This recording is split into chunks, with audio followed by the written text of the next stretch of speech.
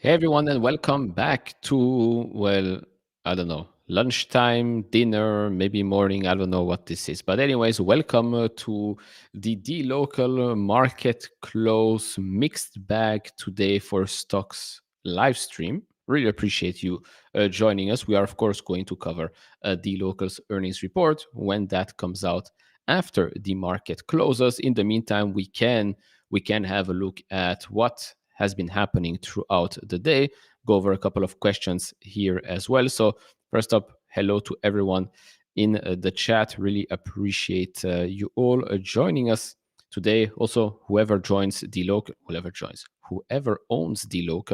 let me know in the chat here as well. Lee, your strike price is $17. Okay, I mean, it could be hit today after hours if the market feels like it.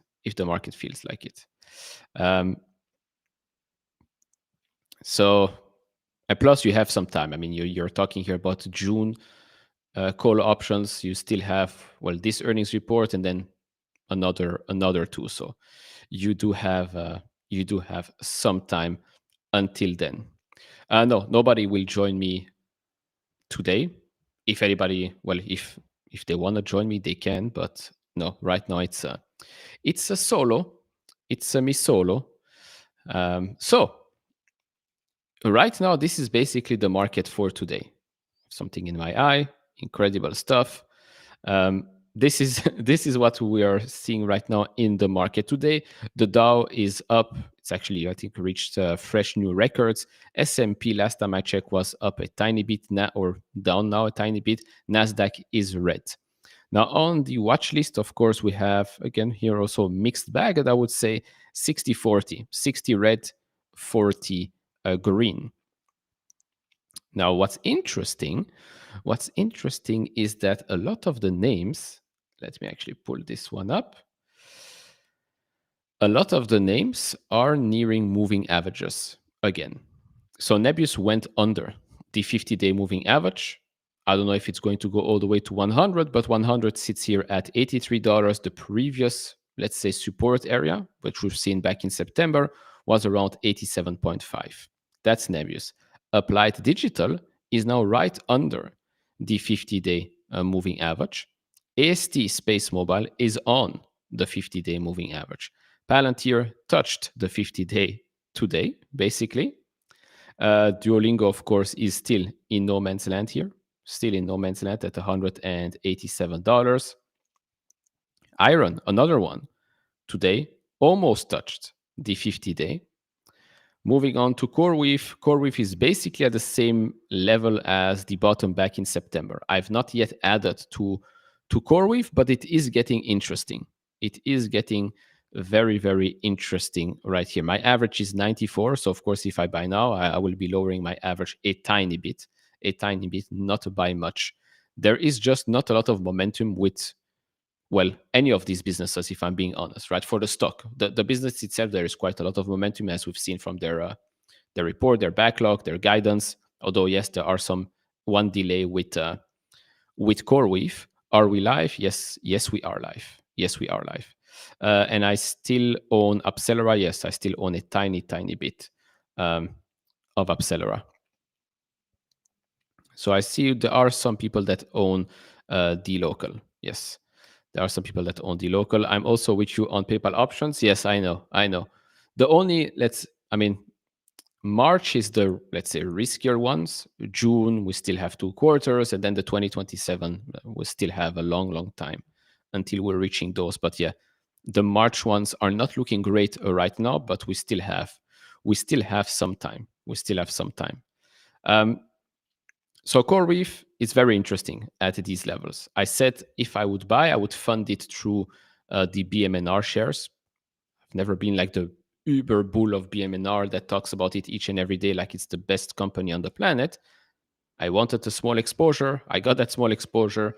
But yeah, it might be used just to fund some extra CoreWeave. You don't have to agree with me. That's fine. Anyways, CoreWeave is a bigger position for me than BMNR. So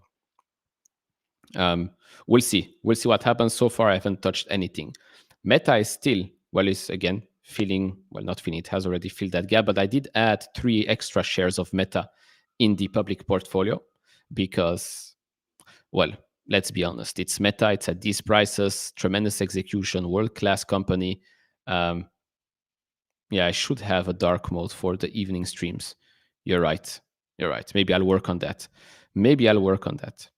HIMS is also a bit in no man's land right now, under the 200-day moving average. But Reddit is right on the 100-day moving average here. Well, just above it now at 203. The 100 is at 200. Rocket Lab, same thing, at 200. Now that they reported earnings, I might actually nibble a little bit of Rocket Lab. Actually nibble a little bit more of Rocket Lab at $50. The 200-day one sits at 35.36. Rubrik still in discovery mode right now, still at $74 under the moving averages. Amazon still doing well at above $240.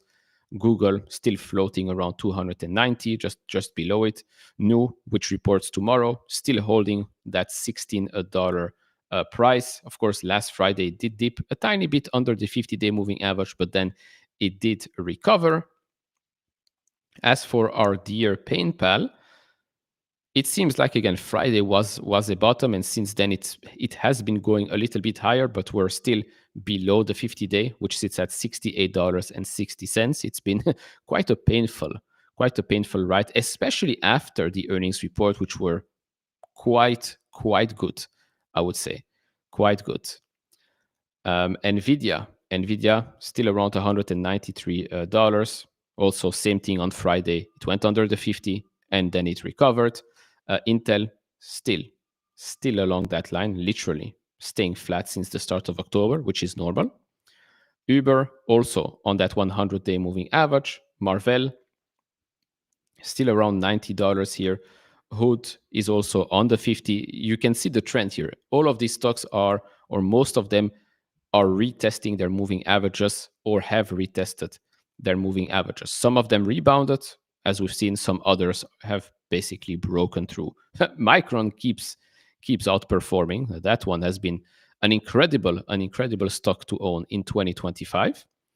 If we look at Zeta, I will make a poll. Does Dlocal rip or rip on the downside? Zeta 20.5 here as well, above the 50 and went a bit higher. Oscar has seen a tiny rebound. Someone asked me if I already added to Oscar. I did not. I did not. I know it looks very, very appealing, but I'm willing to wait an extra dollar here or $2 there, but to get actual information for me to feel a bit more comfortable, I'm willing to pay that price. But of course, Oscar dropped on Monday under that 200-day moving average, which sits closer to $16. As for Shift 4, we are back above $70, so that's good. BMNR back above $40. SoFi still doing what it is doing. I have a video for SoFi, but for tomorrow. Because unfortunately I will not be able to stream in the afternoon, so I have a video ready for you guys. SoFi is up 4% after an amazing fireside chat from Anthony Noto yesterday. United Health, Roberto, if you're joining late, United Health is back close to $340 here as well. You can see a nice rebound on that 100-day moving average. Dlocal back above the 50-day moving average, closing in on that $15 mark. Of course, Dlocal will report after hours. And then we have AMD kicking it up 9% on the day. Let me real quick do the poll. Start a poll. Dlocal after hours. Let's do this. Up, down. I don't think Dlocal is an option to add flat, because I don't think it has been flat at all. Pagaya.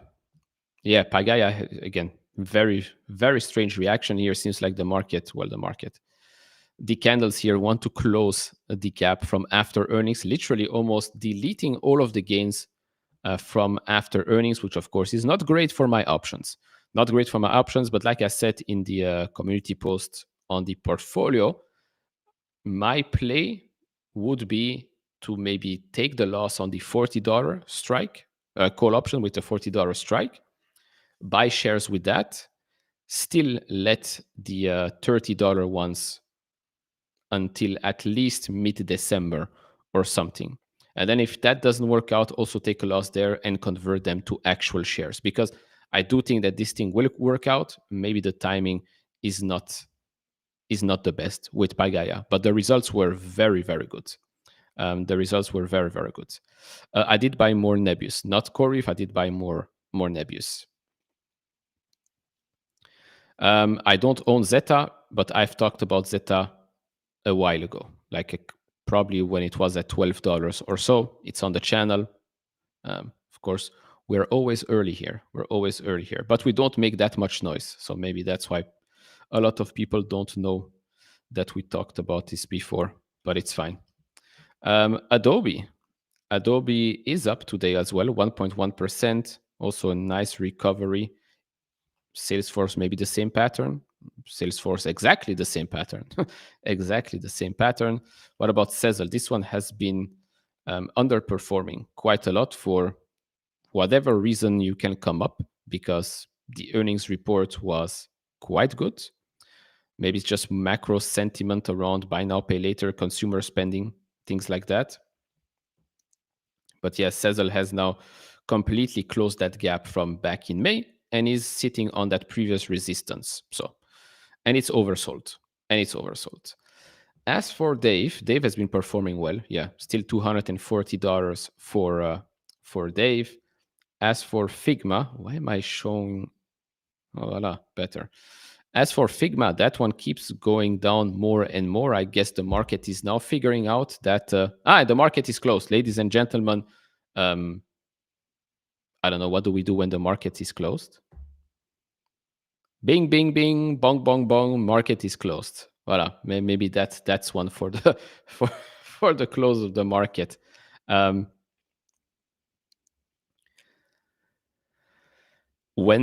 many minutes before the local reports? Good question. It's either immediately or probably like 15 minutes after the market closes, something like that.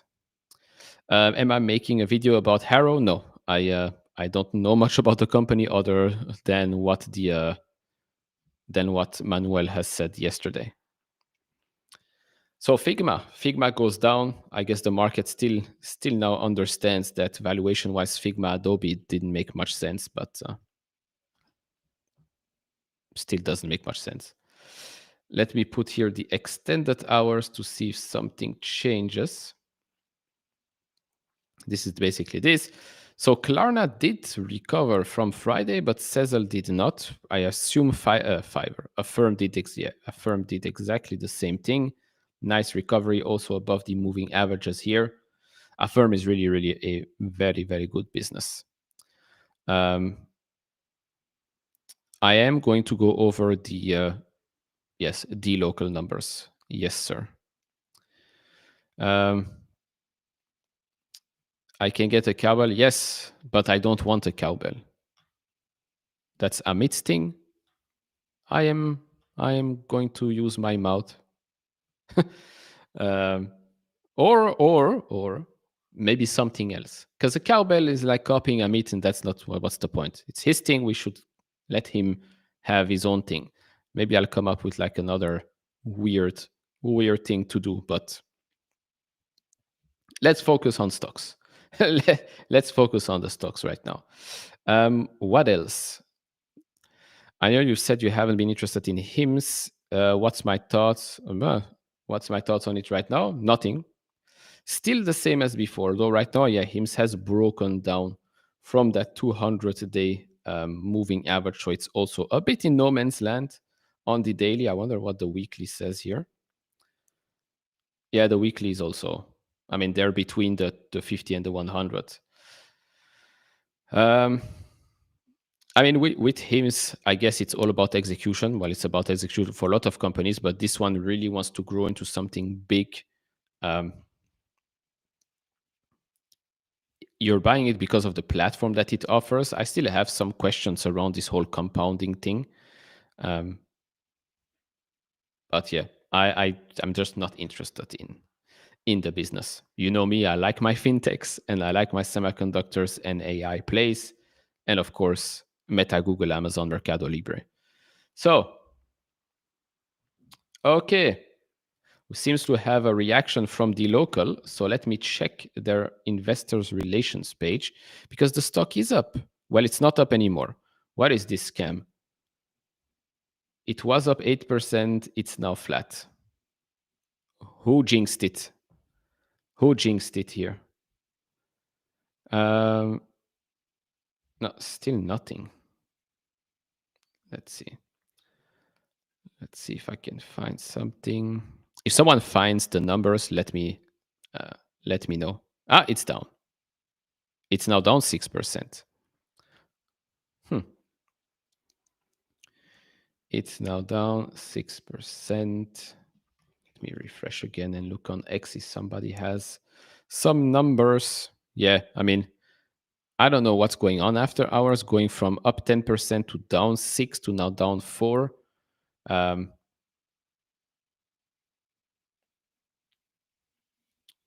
Still nothing. I can't find any. Can't find anything here. Now it's down 8. Whoa, okay. Interesting. Their website. No, nothing. Still nothing. The numbers are probably out. That's the worst thing. The numbers are probably out, but I still don't have access. I'm on their website, hard refreshing the page. The only thing I get is the webcast, which starts in 55 minutes only. So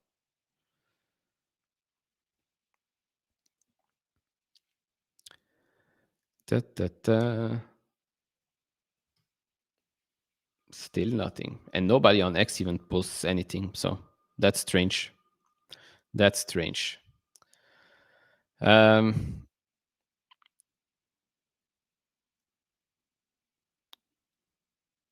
now it's almost recovered.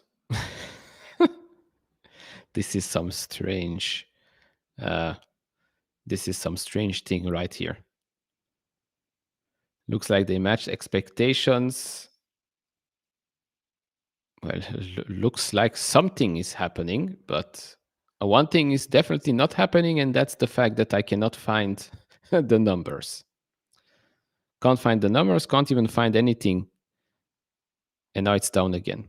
I haven't seen anything like it. I have not seen anything like it.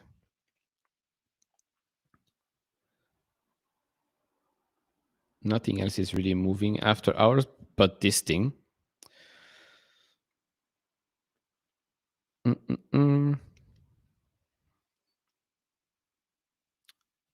How many years since 2016 is the first year I bought shares of companies.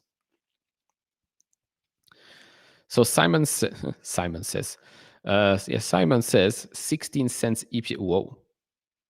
Okay, down 13%. Simon says 16 cents EPS, but the stock is down. The stock is down. It's all over the place.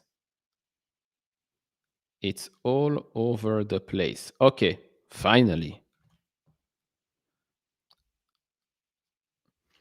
So expected number was 16 cents. The actual number was 17 cents. Revenue beat by 8%. So double beat. Okay, maybe it has something to do with margins or guidance. One of the two. One of the two. Now let's go to their official website and there it is. Finally. Okay. All right. So let's have a look, shall we? This is the one, yeah? Just making sure. Yeah, November 12th. Okay, good. This is the one. So what do we have here? We have TPV. We have TPV growing 59%, revenue growing 52%, gross profit grew 32%, but okay, so this is probably the problem. Gross profit margin is 37%, so that's down 6 percentage points year over year. Adjusted EBITDA up 37%, but adjusted EBITDA margin down 3 percentage points year over year. Adjusted EBITDA over gross profit is at 69. Very nice. Profit is up 93%, and profit margin is up 4 percentage points. So this is probably the issue. This is the issue right now, I would say, but there is definitely an explanation here, or not, or not. No, there is. Okay, so this is basically it. Gross profit was 103.2 million, up 32% year over year, and up 4% quarter over quarter. The quarter over quarter comparison is explained by volume growth across frontier markets with strong performance in Colombia, Bolivia, and Nigeria, and Brazil's solid growth across streaming, e-commerce, and advertising, coupled with a higher share of pay-ins. This positive result was offset, as said yesterday, Egypt, given the full quarter impact of previously referenced share of wallet losses, Argentina, reflecting lower interest rate spreads, temporary increase in processing costs, and non-cash IFRS inflation. Then we have payment mix shift towards an APM with temporary margin pressure in Mexico, as well as a slowdown in TPV growth, likely driven by increased tariffs on imports. In constant currency, gross profit growth for the period would have been 41% year over year. Again, that's what happens when you are dealing with these types of currencies. And so as for gross profit margin, that was 37% up year over year compared to 42%. No, that was 37% margin compared to 42% same quarter last year and 39%. So they dropped 2 percentage points quarter over quarter gross profit margin. Why is that? Well, when you are growing revenues much faster than gross profit, then your margins are coming down. And as they've explained, this is basically the reason. Net income, where is it? Net income was $51.8 million, 17 cents, up 93% year over year. During the quarter, Net income was impacted by lower finance costs following the reduction of the exposure to Argentine peso denominated bonds. Adjusted free cash flow amounted to 37.6 million, up 28% year over year, and down 22% quarter over quarter. The variation quarter over quarter is mostly affected by a short-term impact of $13.1 million expected to reverse over the next few quarters from the structuring used to, what is this? Expatriate flows from from Argentina after regulatory changes during the third quarter. Okay, now let's have a look at these slides. Let's have a look at the slides, if they're up already. Hopefully they're up, but they're not. Why is this not up already? Why is this not up?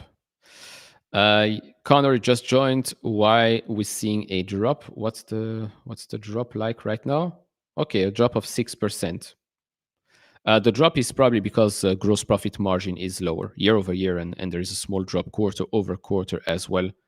And they've explained why gross profit is up only 4% quarter over quarter. Yeah, guidance. Do they give us guidance here? Let's see.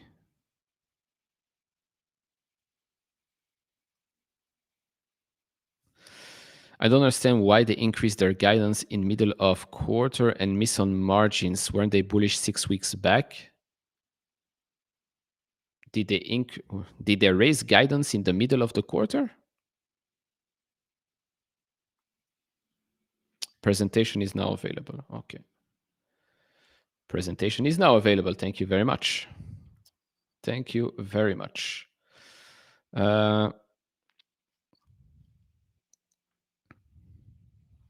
Let's see if someone has Wall Street expectations for the upcoming one. No. Okay, never mind. Let's go and look at the presentation. So,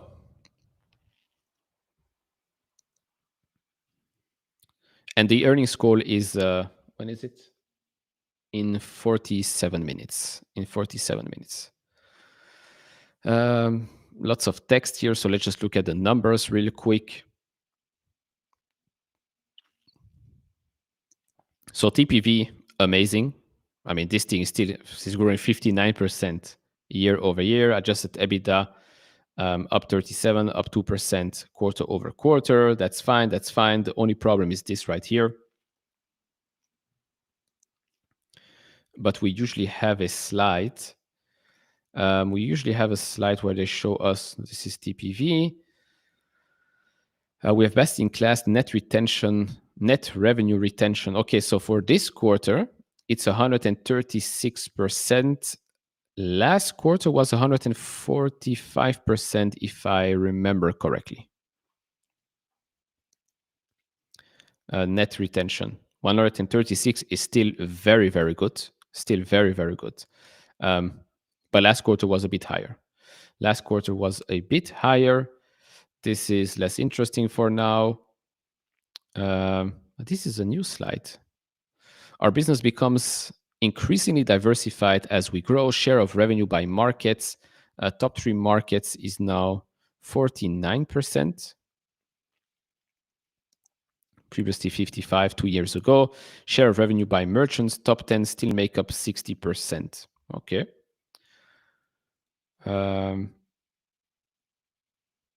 No, not this. Okay, financial. So, what do we see here? Advertising dropped 31% this quarter.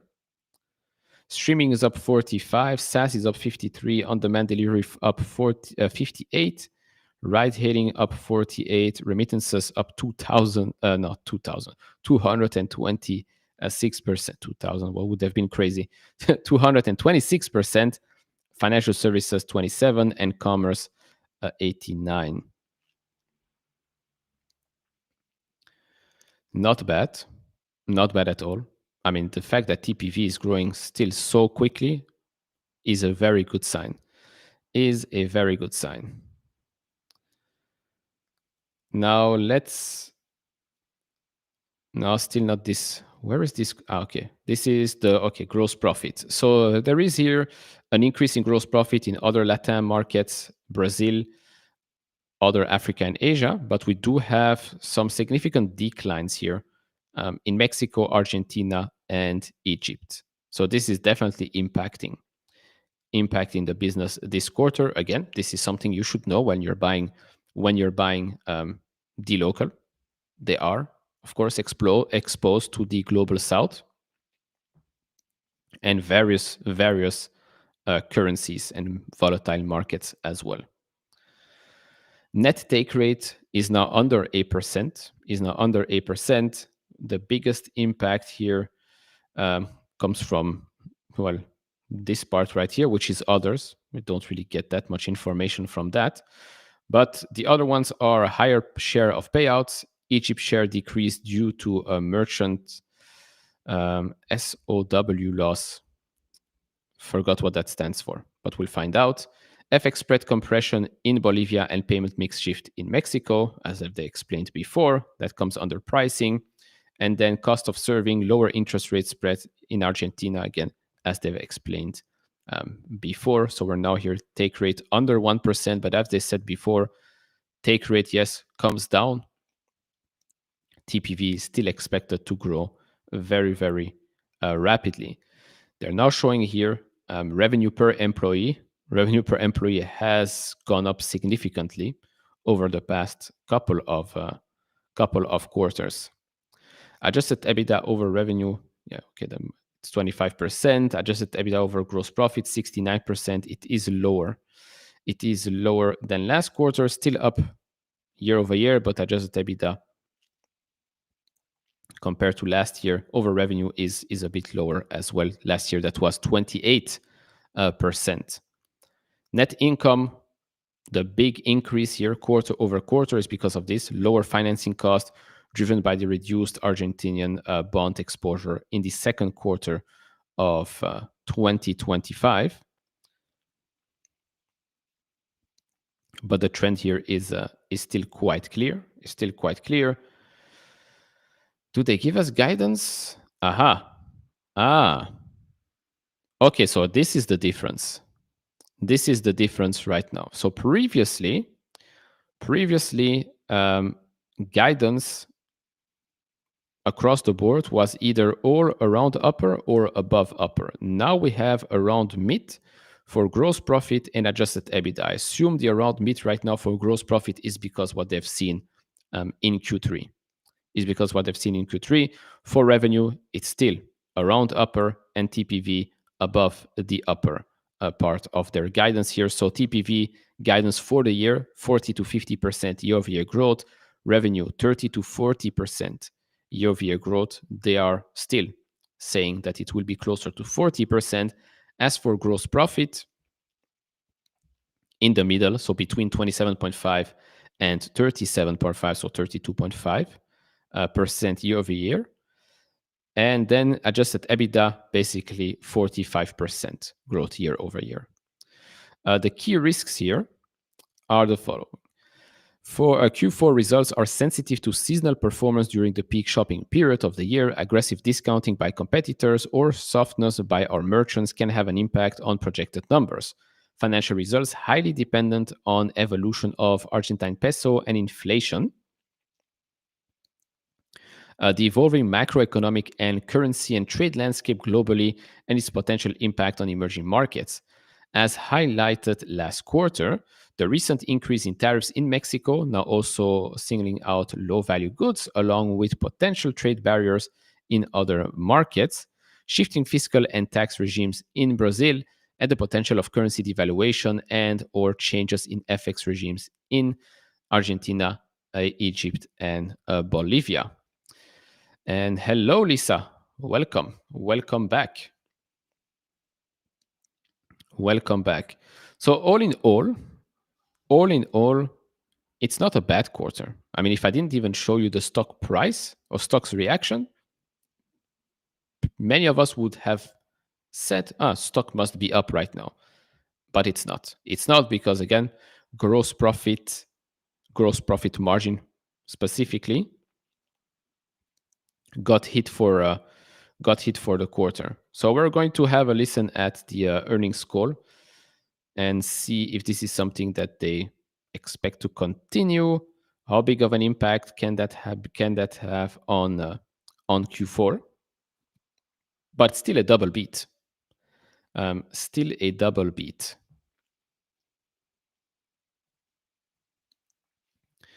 Let's see if I can find some extra info. And by the way, now that everybody, well, let me actually end the poll, but because it did say that 60% of you thought the stock would be up after hours, 60-40, now it's 56-44. But let me create a new one and ask what will happen tomorrow. The local stock reaction tomorrow. Up, down, and in this case, I can add flat. I'll add flat. Voila. Much better. So right now we're down around 7%.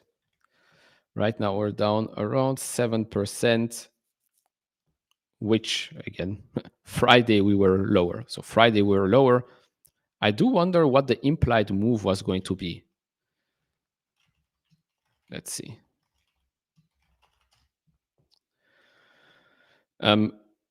38 minutes until the 38 minutes until the earnings call. Implied move. Quite a big one, actually, if I can read it correctly.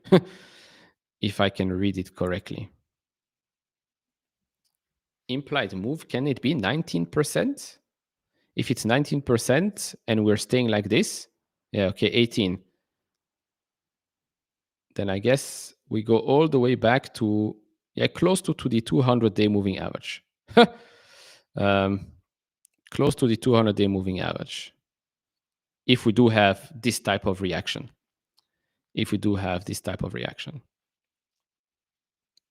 Seems like it right now because we're down 7.8 for now.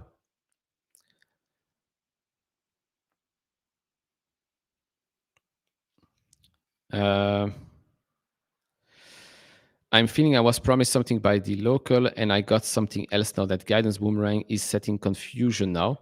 Yeah, I mean, the guidance is, let's actually see if I can compare it.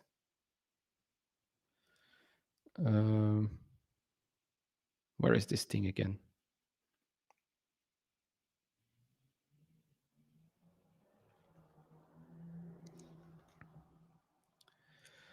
So it would have been very bad, right? It would have been very bad if they would suddenly put it here, if they would suddenly put it at around lower. Previously it was around upper, so 37.5%. Now it's closer to 32.5%. And adjusted EBITDA was previously closer to 50%, now 45%, which is still not bad. But of course, when you have put the bar a bit higher and now you have to put it a bit lower, the market doesn't like it. And I see your point. Let's see.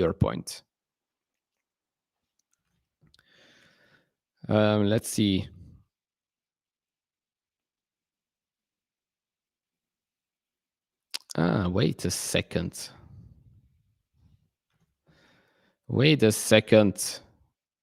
Where is this slide? There are more slides below it. Yeah, okay. There are more slides below. Okay, so you see, we have this. I correct myself. So NRR here, net revenue retention, is actually 149%. 149%. So that's more than last quarter with the 145%. Because this is, again, I confused the two metrics. This is net revenue retention for this quarter. Probably what they told us before was maybe last 12 months, maybe. But yeah, it did increase yet again, quarter over quarter, which is very good. Yes, call is in 35. Call is in 35 minutes, which is very good.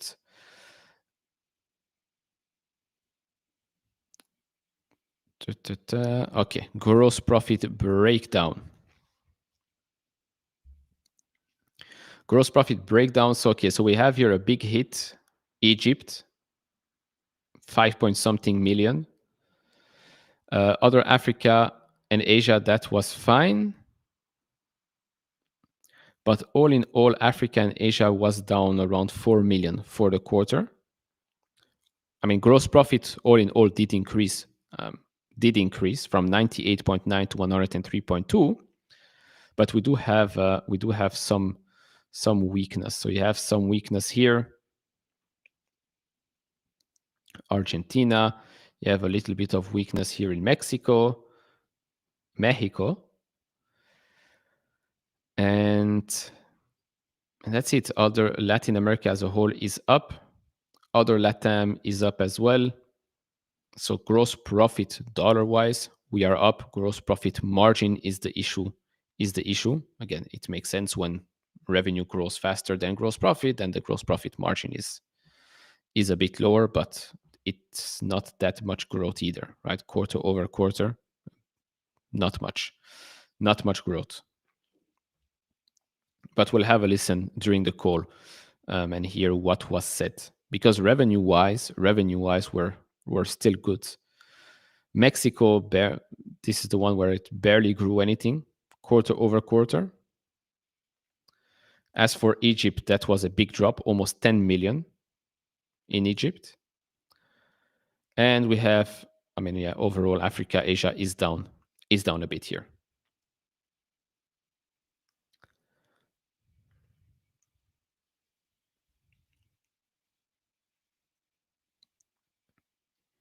So we'll see what they tell us during the earnings call, if they've seen this trend continue in the current quarter or not.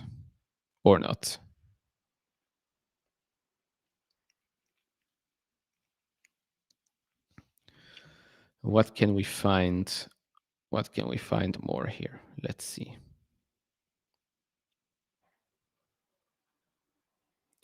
Yeah, stock is a bit, the stock reaction was crazy.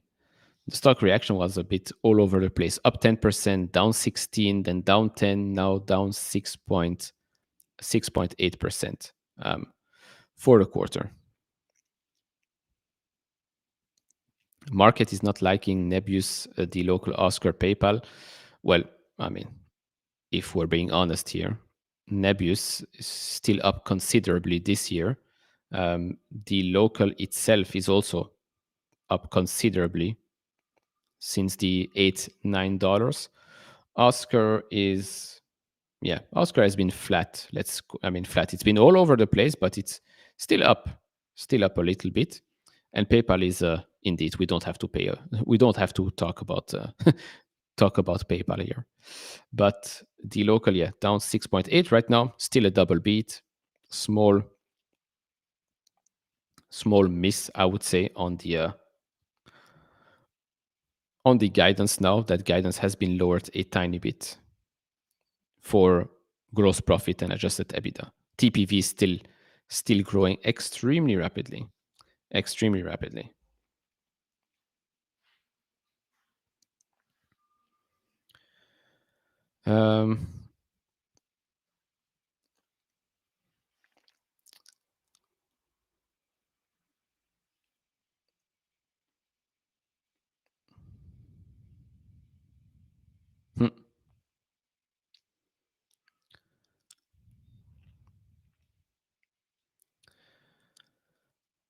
But they were so overpriced.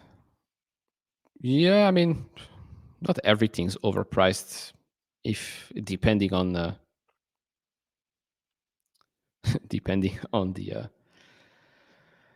the investor.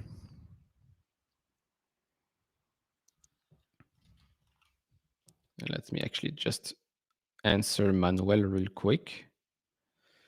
Maybe I'll ask him if he wants to join or not, if he has time. Let's see. Let me do this. Copy pasta. Copy pasta.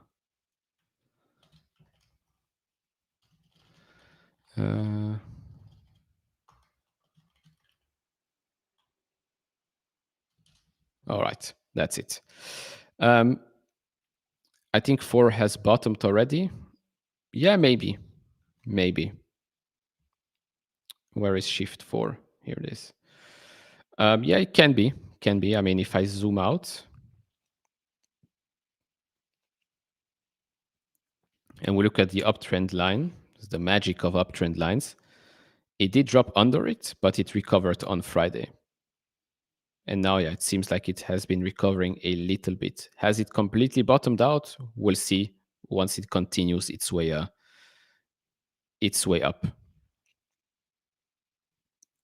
Yeah, I'm going to be live for the call.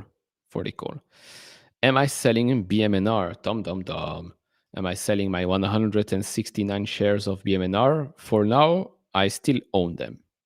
But if CoreWeave stays at this price and BMNR actually recovers, then I might use it to fund extra CoreWeave shares. Yes. Yes. Actually, let me message Manuel real quick. If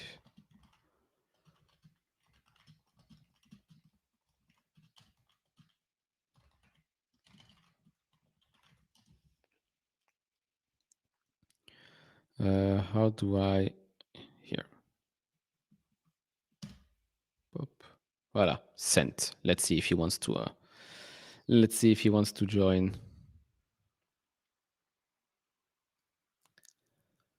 Da, da, da.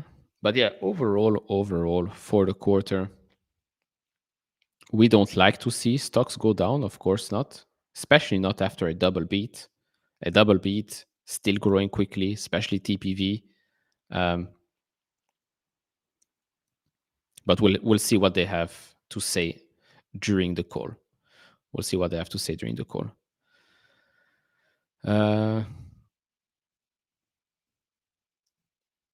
This, well, if you follow the portfolio, you get the instant notification, but I don't, or just watch the Sunday videos. Again, it's just not because I buy something you have to follow.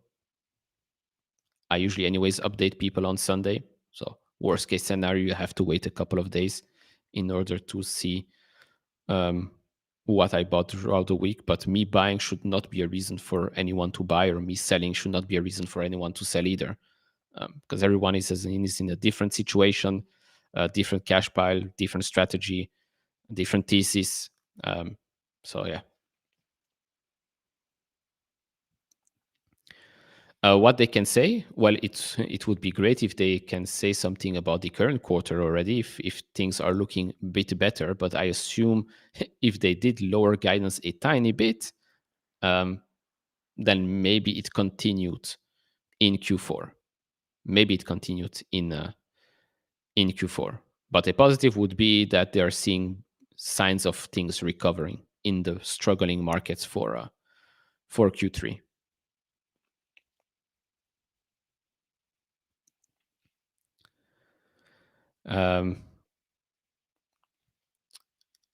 You made approximately 100K copying trades. Not bad. Not bad at all. You can follow on Savvy Trader. There's usually a link under, not at this live stream, but under the other videos, there's a link to follow the portfolio. But you sold to true profits, unlike me. But I did take profits on a couple of names. Not a lot, but still, I did take profits. Yes, it is under. We're talking about CoreWeave. Yes, we're talking about CoreWeave. Yes, no, you're correct. CoreWeave, my average is 94. and CoreWeave right now is at 85, let's call it $86. So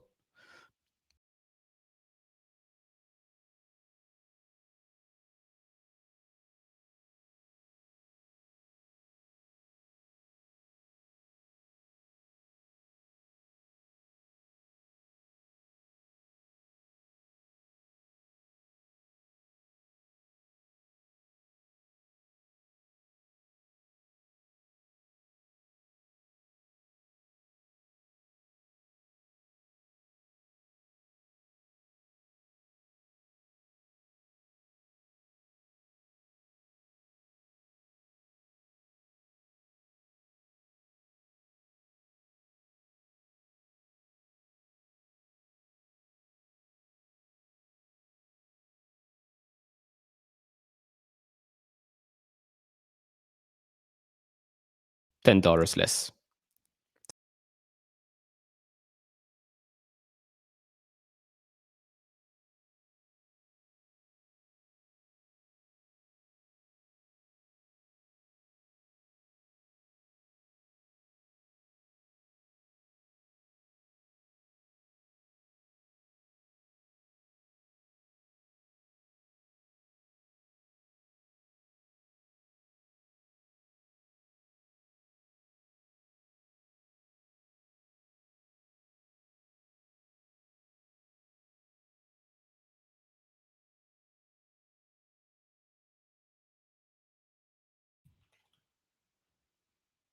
Test 1, 2.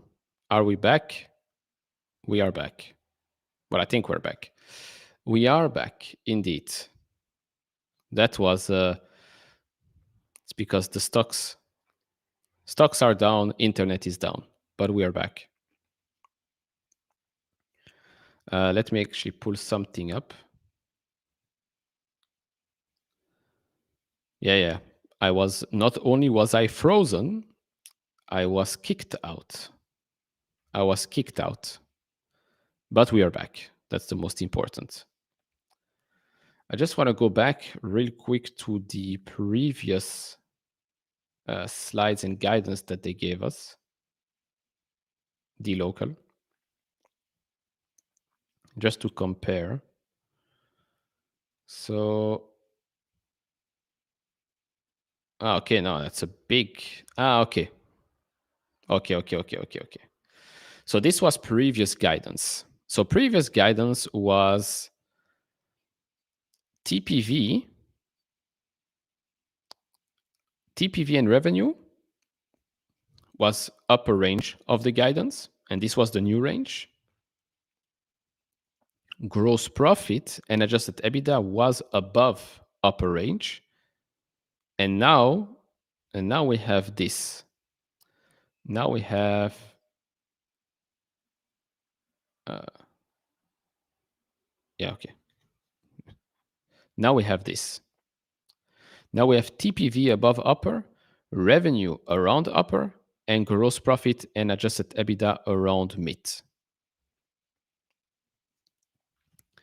So I repeat, we have an improvement in TPV, same for revenue, but gross profit and adjusted EBITDA went from above upper to around mid. Voila. That's it.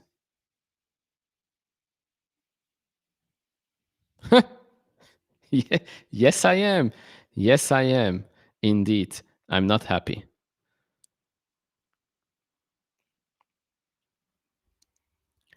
So, let me actually answer Manuel real quick.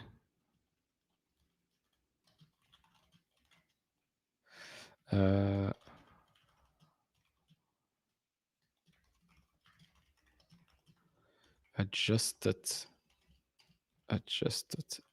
EBITDA.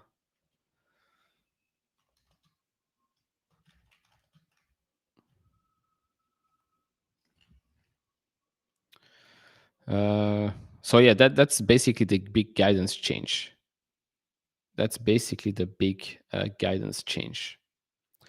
I mean, on the positive side of things, TPV is now expected to be closer to, well, above 50%, which was previously 50%. Revenue is still staying the same, and I guess that's why we're getting hit here with the gross profit and adjusted EBITDA. No, but Play Sports is an extra package. Play Sports is an extra package. I don't need the extra package because I have something else. Wink. Manuel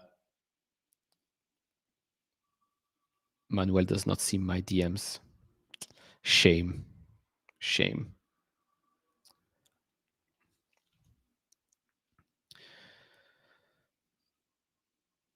So they increased. So they're now expecting TPV to be above what they previously expected. Revenue still the same, which was meeting the above range, but gross profit and adjusted EBITDA is now expected to be around the midpoint instead of above the high range.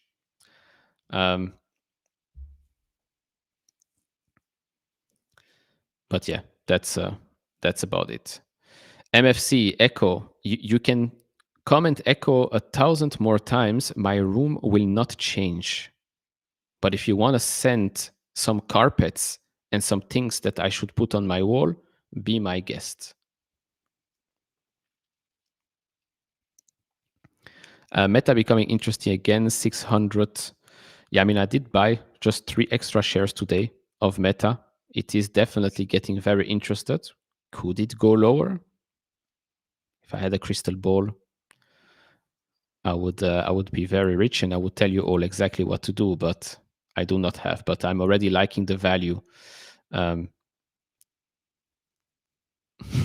send me a new house. Thank you very much. Thank you very much. Maybe somewhere nicer with better internet. Accumulate more for and Meta at current prices. I mean, unfortunately for me, well, not really unfortunately, but I did buy Shift 4 after it reported. So $2 above where we are right now. And I did buy a bit more of Meta. As well.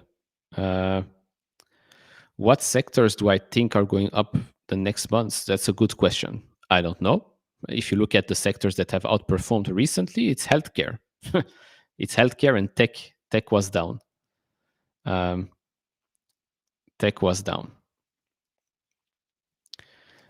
Egypt GDP up 4.4 this year. Yes, but we're only talking about the last quarter. And again, GDP can go up. That doesn't mean that Dlocal is going to be up every single quarter. It has gone up.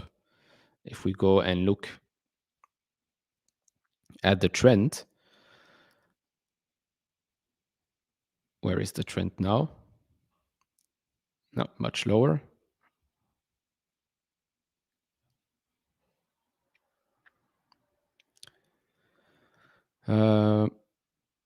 So yeah, this is the trend. You can see that it was pretty strong before, but in Q2 it already dropped quarter over quarter, and now in Q3 it dropped even more revenue-wise. Gross profit, of course, followed the exact same trend here, and they told us the following thing with regards to Egypt specifically.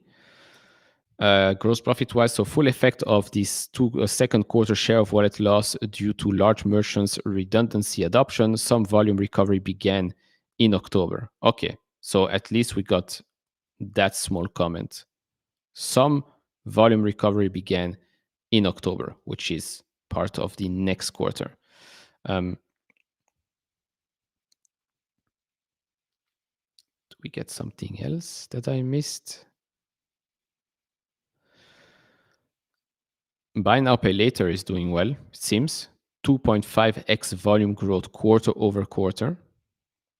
Revenue share model, no credit risk taken by Dlocal. Okay, very good. Very good there.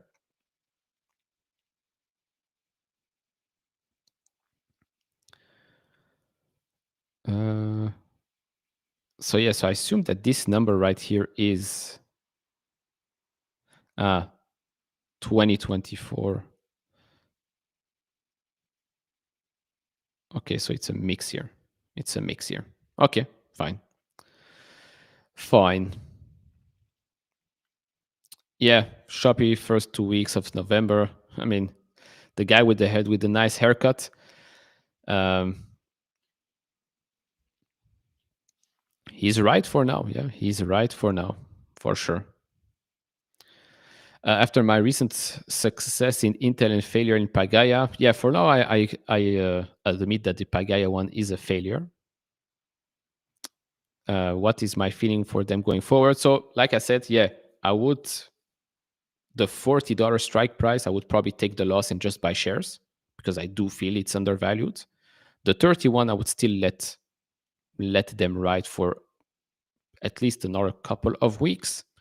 If there is no big changes, I would also sell, take the loss, buy the shares, and hopefully make my money back just by holding shares. But at least I will not be constrained by time because I do think that they should be higher than where they are right now. But I don't control what the market does in the short term. But the business does look well. It does look good. So yes, I'll take the hit. It's not nice, but it is what it is. I'll take the hit. I'll put it in the actual shares, and that's it. Tom Lee just chose Dars blindfolded. I don't think so. I don't think so. I mean, if you listen to what he has to say, um, he has been spot on. He has been spot on. Rocket Lab or Dlocal to sell to buy CoreWeave? No. Rocket Lab. Rubrik? No, not at all. PayPal options? No, for now, no. Like I have the March. No, the March one. If they're not again for the March one, I still have a lot of time. We have the upcoming earnings report, which is probably going to be first week of February, and then we still have a month and 10 days until the options expire. Of course, if by then we're still in the 60s, then yes, there is probably going to be a problem.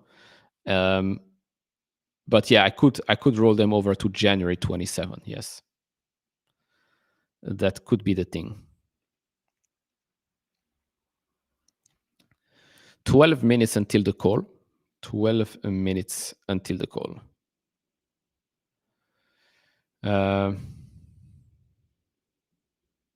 Manuel might join us later. Might join us later.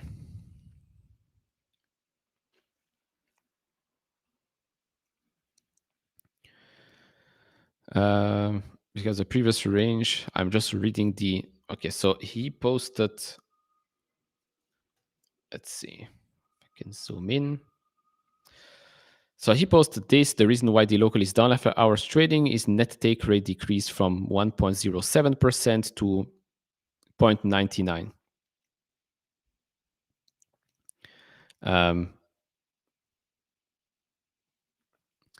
My view generally on options, 90+% goes to shares. Unless there is really a huge disconnect, like the PayPal one, then I'll go with that. But yeah, I would still like to accumulate just shares. Just shares. Because again, you can be right, but your timing can be completely wrong and you're screwed. With holding shares, you don't really care about the timing unless you really want to cash out early.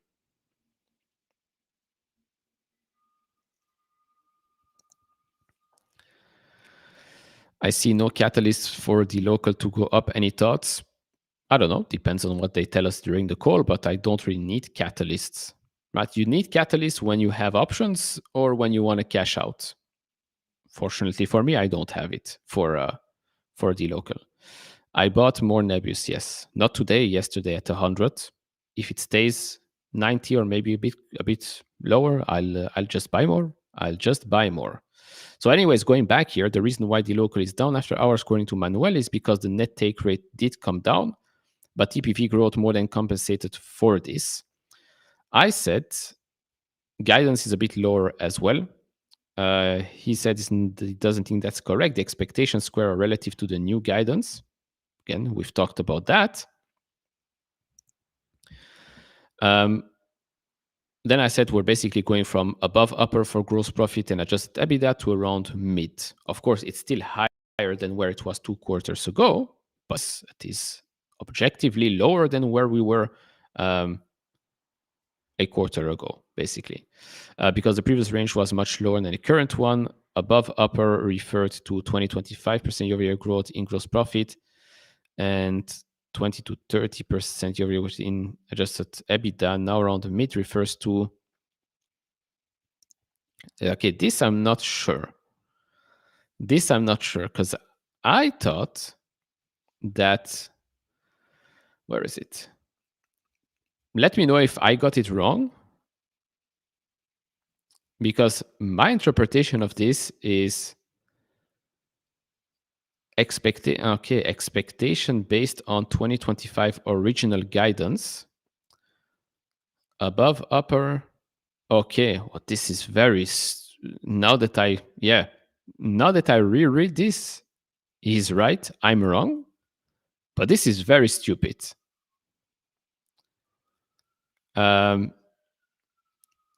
this is very stupid. So expectations based on 2025 original guidance, upper for revenue TPV, gross profit, adjusted EBITDA. You see, I got it so wrong that even the police is coming to get me here.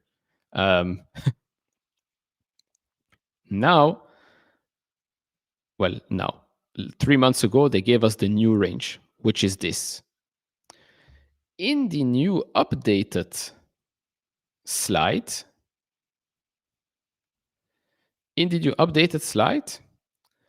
the squares are now put in place based on the updated guidance. This is very stupid. Why would you put squares and blue? I mean, those aren't squares, but why would you do this last quarter when you why wouldn't you just show us this when you updated the guidance? Or just make two tables. Because that was confusing. I'm just stupid. Because this expectation based on Q2 2025 original guidance, which is this one right here, and then here new range is this. But if you're giving us a new range, why not adjust this for the new range? It just doesn't make any sense. It just doesn't make any sense. Like, you give us a new range, okay, so update this as well.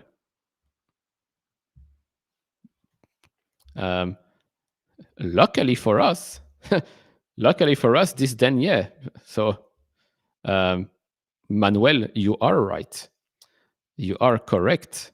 But it is misleading, but you were correct and right now we have this. So now they are giving us an update on the updated guidance. Poof. So at least it's a good mistake that I made, because TPV is now expected above upper of the new updated guidance. Revenue is going to be around upper, and gross profit, they can now tell us that it's going to be around mid, and it is, of course, an updated guidance from last quarter. And adjusted EBITDA is also going to be around $45, which is also an updated number. Okay. Very, very, very confusing. Very confusing stuff. Manuel might join us later. Probably maybe during the call or after the call, to share some thoughts.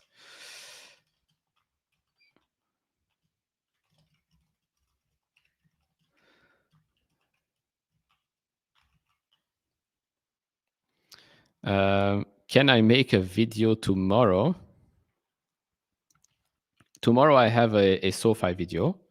But I will probably I will probably cover it in a shorter form, maybe with some other stocks out there as well. Still have some 5 minutes left. Um, Still have some 5 minutes left until the earnings call starts. Yeah, what a headache! You tell me. I mean, you don't have to tell me. GitLab, did they report today or no? Did they have still have some time? I mean, GitLab has been around the same price for a while now. I think since the last time I covered this, it was also in the 40s or something like that.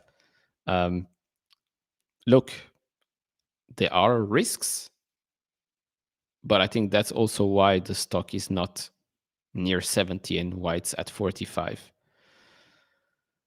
So far, the business is still growing, still doing what it should be doing, right? Last quarter, double beat, quarter before that, double beat, quarter before that, double beat, quarter before that, double beat, but the stock gets beat. um, so, yeah, the local we still have here is 7-8% drawdown. The 100-day moving average, that's actually the only positive thing right now, it sits at around, what is it, $13.20. Can I cover Oracle for 2 minutes? Ooh-ho. Okay, so Oracle full retracement. Very interesting. Oracle full retracement from that huge jump after the earnings report, right? The huge backlog and all of this, and this is basically we don't trust this AI build out. We don't trust OpenAI. We don't trust the revenue that will come after the whole capex cycle. Of course, if it works out, getting Oracle at these prices is 10 times better than getting Oracle at these prices, $350. The 200-day moving average sits at around $208. So right now it is maybe going to bottom at the previous bottom right here in September. All in all, with Oracle, it's again a company that right now doesn't generate a lot of free cash flow, has quite a lot of debt, and needs to build out a lot of infrastructure, a lot of data centers in partnership with other companies, of course. But yeah, I'm not going to buy it, but I like the name better here than here. Very, very easy to say. Very easy to say. But you asked the question. I'm answering this right now. I know people always have those questions around how is OpenAI going to finance everything. Yes, Nvidia finances quite a lot. Yes, you have co-financing deals and all of it. Valid questions. I think I still have that question, right? With all of these investments, you have, of course, the big tech companies, the Nvidias and the AMDs and all of that, which have a core business, which AI helps it, right? And you can see the results in Google and Meta, advertising wise. You are already seeing the results. But with a lot of other companies, we need to see products, services, apps come out that will generate revenue one way or the other. Otherwise, how are they going to make money? For OpenAI, for Gemini, Google, and all of that, Perplexity, you could say that all of the consumer-facing companies are going to have a Sidekick, Copilot option or whatever, right? Healthcare companies, Oscar is doing it, heavily personalized customer support, or maybe just front-facing sales, I don't know, using AI. And these companies will have to pay a subscription, right? To OpenAI, to Google, to Perplexity, to use those services. That's, I guess, a big way how they will all make money.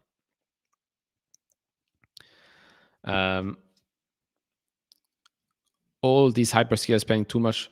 I don't think they're spending too much because, again, it helps the core business right now. I am pretty sure that we can find the same thing early on when Amazon started to spend a lot of money building out AWS. People were also saying, what the heck are they doing? Focus on selling books. Well, I guess it was a good thing that they spent a lot of money on AWS. Okay, earnings call is about to start.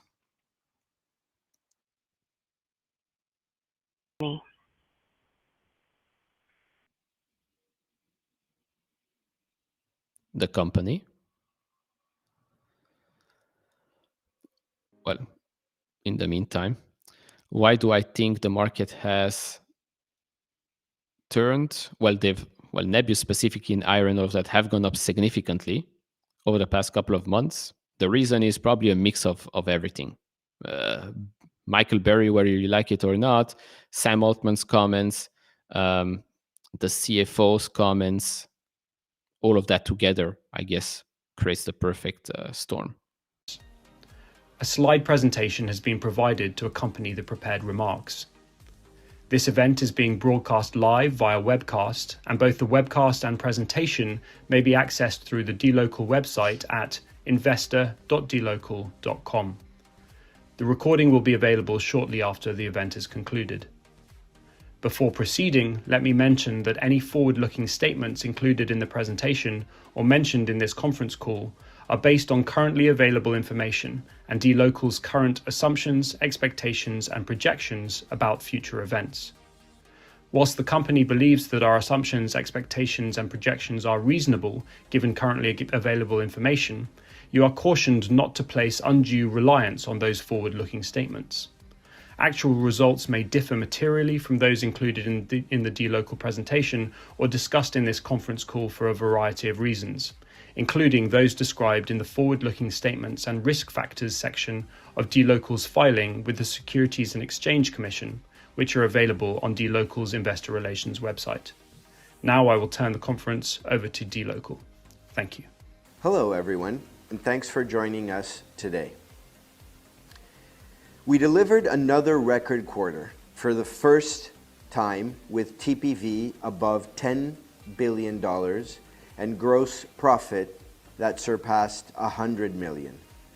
Yet another example of our strong growth and continued diversification, all of which underscore the potential and resilience of our business model.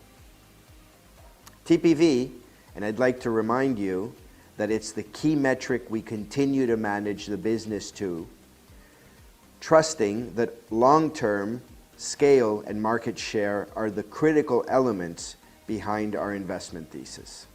So TPV grew nearly 60% year over year in dollars and 66% on a constant currency basis.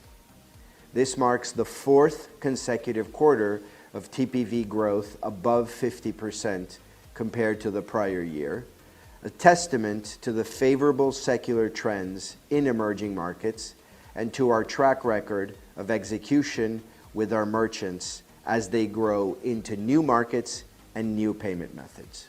Gross profit reached $103 million, up roughly 32% year over year and 36% for the first 9 months of 2025.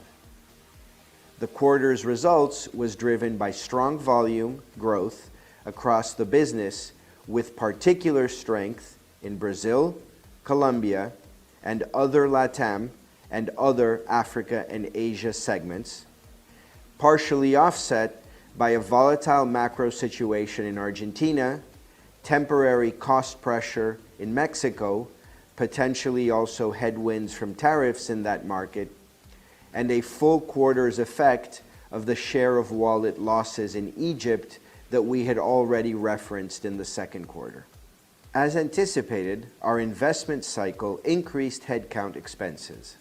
However, our disciplined expense management sustained healthy operating leverage, with adjusted EBITDA reaching $72 million, representing 70% of gross profit. We delivered a robust net income growth, primarily due to lower finance costs following a significant reduction of our exposure to Argentine peso-denominated bonds during the second quarter of 25. And finally, adjusted free cash flow to net income conversion remains at healthy levels, reinforcing the cash-generative nature of our business model. These strong results reflect our continued ability to navigate the fragmentation and complexity that's inherent in emerging markets' financial infrastructure so that we can deliver value to our shareholders and growth to our investors. This complexity and fragmentation across the Global South is not waning, but rather we would argue increasing. In Brazil, local payment methods driven by Pix already account for more than half of e-commerce volume. We see these trends across all emerging markets. Local payments methods represent the majority of e-commerce volumes and are expected to reach nearly 60% by 2027. Buy now, pay later solutions, one of our newer focus areas, although smaller today, are growing faster than the overall market, and we believe have enormous potential. Crypto corridors through stablecoins are also rapidly emerging as relevant in the payment infrastructure mix, opening up new business opportunities and positioning Dlocal as a key provider of on and off ramps between stablecoins and fiat across the over 40 markets where we operate. In the face of this ever-increasing complexity and fragmentation, our core value proposition, One Dlocal, does nothing but increase in value to our merchants. Being able to abstract all the complexity away to a single partner who has the widest and deepest coverage, and by that I mean the most emerging market countries and the largest number of payment methods per country, is fundamental. That is why our value proposition for merchants is to be the one-stop shop for their emerging market financial infrastructure needs, offering all card-based, local payment, and alternative financial infrastructure in any given country. Last quarter, you may recall, we shared our view on the S-curve of digital merchants adopting payment localization throughout EM. As you can see here, our growth is broad-based within TPV contributions throughout that S-curve. We add new merchants, deepen our share of wallet with existing merchants, add payment methods, and accompany them as they go to market in new countries. And throughout, we benefit from secular trends of digitalization and economic growth in our markets, and the desire of the world's preeminent brands to expand where growth is, which is across emerging markets. Most of these results are coming from existing merchants, a testament to the strength and size of our current merchant base. For example, our clients include 6 of the Mag 7. The strong volume growth with our key merchants, coupled with our value proposition, results in customer loyalty that we are very proud of. We have leading net retention of revenue when compared to most peers in the payments and software industry, reflecting durable upsell and cross-sell geographies, payment methods, and flows. Since 2020, our NRR has always been above 100%, and this past quarter increased to 149%. During the quarter, we continued to partner with best-in-class players from a commercial and capabilities perspective to help them solve financial infrastructure challenges in our markets. Let me share with you some examples of high-profile recent integrations. Our work supporting Western Union's pay-ins across Latin America as they digitize their business. The expansion of checkout options for the ride-hailing service Bolt across Africa, Asia, and Latin America. Leveraging our unique position to offer on and off ramps for stablecoins with Fireblocks for their global payments network. And finally, partnering with Google on their Agent Payments Protocol, AP2, as we jointly explore the opportunities AI bring to commerce. And as we continue to deliver great work on behalf of our merchants, and therefore scale and increase breadth, depth, and quality of service, our business becomes stickier, as we saw in the NRR data I just shared, and more importantly, ever more diversified. Last quarter, we highlighted how our country market concentration has been decreasing. Our top 3 markets continue to grow very healthily, but at a slower pace than the rest, creating diversification and thus, very importantly, reducing the impact of the inherited volatility of any individual emerging market on overall quarterly and annual results. And top merchant concentration, defined simply as the top 10 merchants on any given quarter, remains broadly in line with historical levels, but as we deepen our share with existing merchants and onboard new large ones, the composition of the top 10 merchants rotates from quarter to quarter. Therefore, when we look at this on a cohort basis of the top 10 merchants of any given quarter, we see that they lose concentration as time goes on. And not because they shrink, but because other newer merchants grow more in most cases. The importance of looking at this in a cohort level is that it shows that actual merchant diversification is actually increasing on a name-by-name basis, and our dependence on single merchants decreases over time.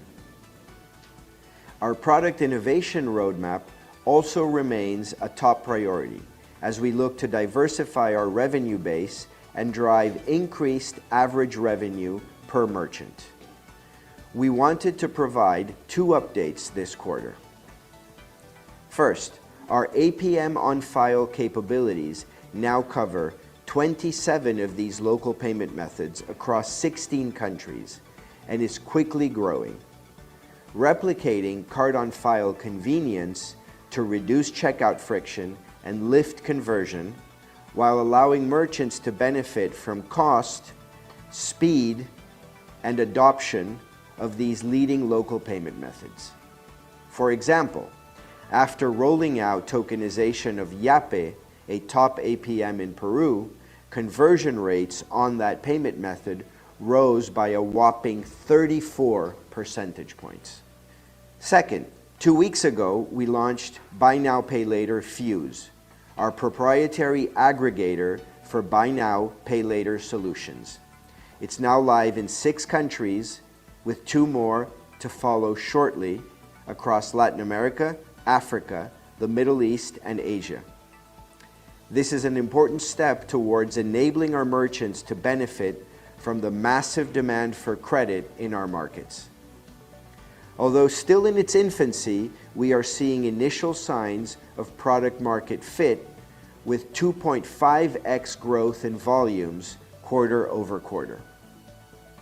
It's also important to note that we deploy it via a revenue share model with local partners, taking no credit risk and generating a higher take rate payment volume on these transactions.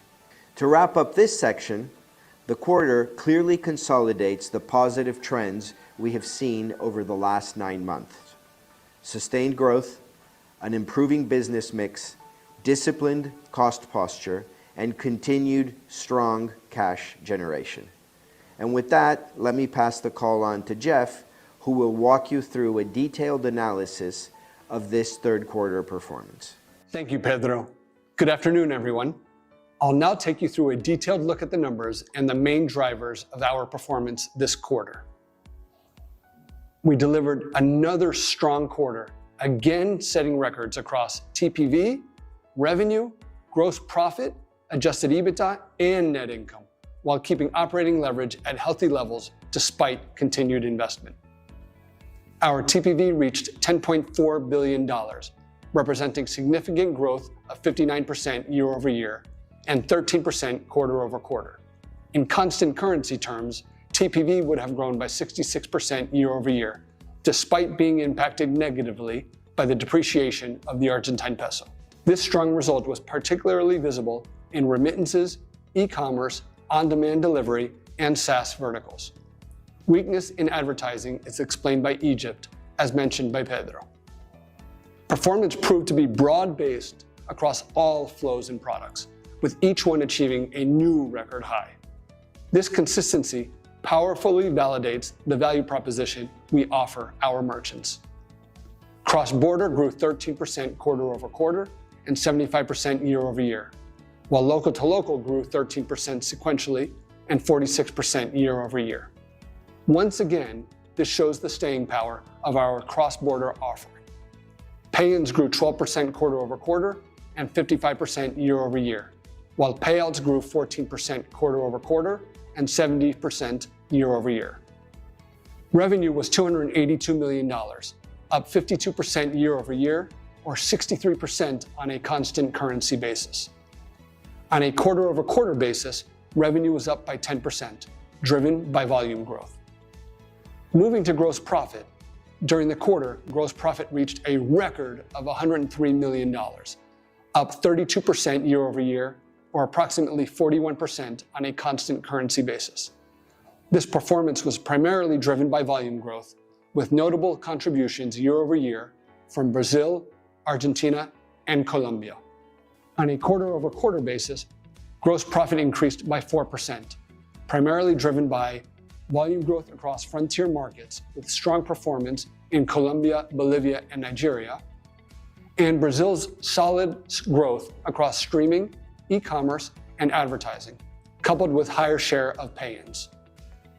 This positive result was offset by Egypt, as previously discussed, Argentina, reflecting lower interest rate spreads and a temporary increase in processing costs, and a payment mix shift towards an APM with temporary margin pressure in Mexico, as well as a slowdown in TPV growth, likely driven by increased tariffs on imports, as we had cautioned in our last guidance update. The quarter was also impacted by a non-cash IFRS inflation adjustment in Argentina. Our net take rate was down sequentially, explained mainly by lower share from Egypt, volatility in Argentina, and payment mix shifts in Mexico. It is important to note that take rates in our business can be volatile quarter to quarter, given the many mix shifts by which they are affected. We continue to demonstrate operating leverage and careful expense management. Our total operating expenses were $48 million for the quarter, representing a 10% increase quarter over quarter and a 28% increase year over year. On a quarterly basis, the increase is driven mostly by salaries and wages, especially in sales and marketing and tech, and offset by a $1 million decrease in impairment losses on financial assets. It is important to note that the increase in salaries and wages includes an almost $2 million increase in non-cash share-based payments. Adjusted EBITDA reached approximately $72 million, up 2% quarter over quarter and 37% year over year. The ratio of adjusted EBITDA to gross profit for the quarter was approximately 70%. Our revenue per employee had a second quarter of strong growth as we realized gains from our investment cycle and reaped initial returns on our automation and AI projects. As Pedro mentioned previously, net income totaled $52 million for the quarter, explained by lower finance costs following the reduction of our exposure to Argentine peso-denominated bonds. Over the next few months, we expect to fully diversify away from the portfolio of Argentine securities, generating less volatility from financial results on an ongoing basis. Regarding income taxes, our effective income tax rate for the quarter was 15%. Finally, our free cash flow for the quarter was $38 million. With this, I'll pass it back to Pedro for his final remarks. Thanks, Jeff. Before concluding, we wanted to give you an update on guidance. We reiterate our guidance numbers given where we see the business tracking as of today. However, there are continued important risks to consider that we want to make sure we call out. We currently expect TPV to exceed the high end of the range we shared during the second quarter 25 earnings call. Market share and merchant traction remain very strong. And once again, let me remind you that this for us is the most important metric. Revenue is tracking around the upper limit for the year, while gross profit and adjusted EBITDA are likely to be between the midpoint and the upper level. As highlighted last time around, it's important to consider the evolving global macro, currency, and trade landscape throughout EMs. More specifically, recent increase in tariffs in Mexico for low-value goods have already caused a slowdown in our Mexican business as witnessed this quarter. That, along with potential trade barriers in other markets, should be followed closely. Also, shifting fiscal and tax regimes in Brazil, as we also called out last quarter, is another potential headwind. And finally, potential for currency devaluations and/or changes in FX regimes beyond Argentina, such as Egypt or Bolivia. Now, with that, let me wrap up. As a team, we are squarely focused on continuing to execute on the large opportunity before us, confident that we're building a leading emerging market financial infrastructure company over the next decade and beyond. Thanks everyone for your trust and partnership, and we'll now open the line for your questions.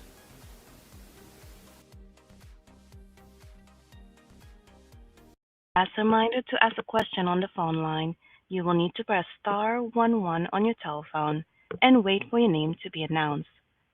To withdraw your question, simply press star 11 again. One moment for our first question.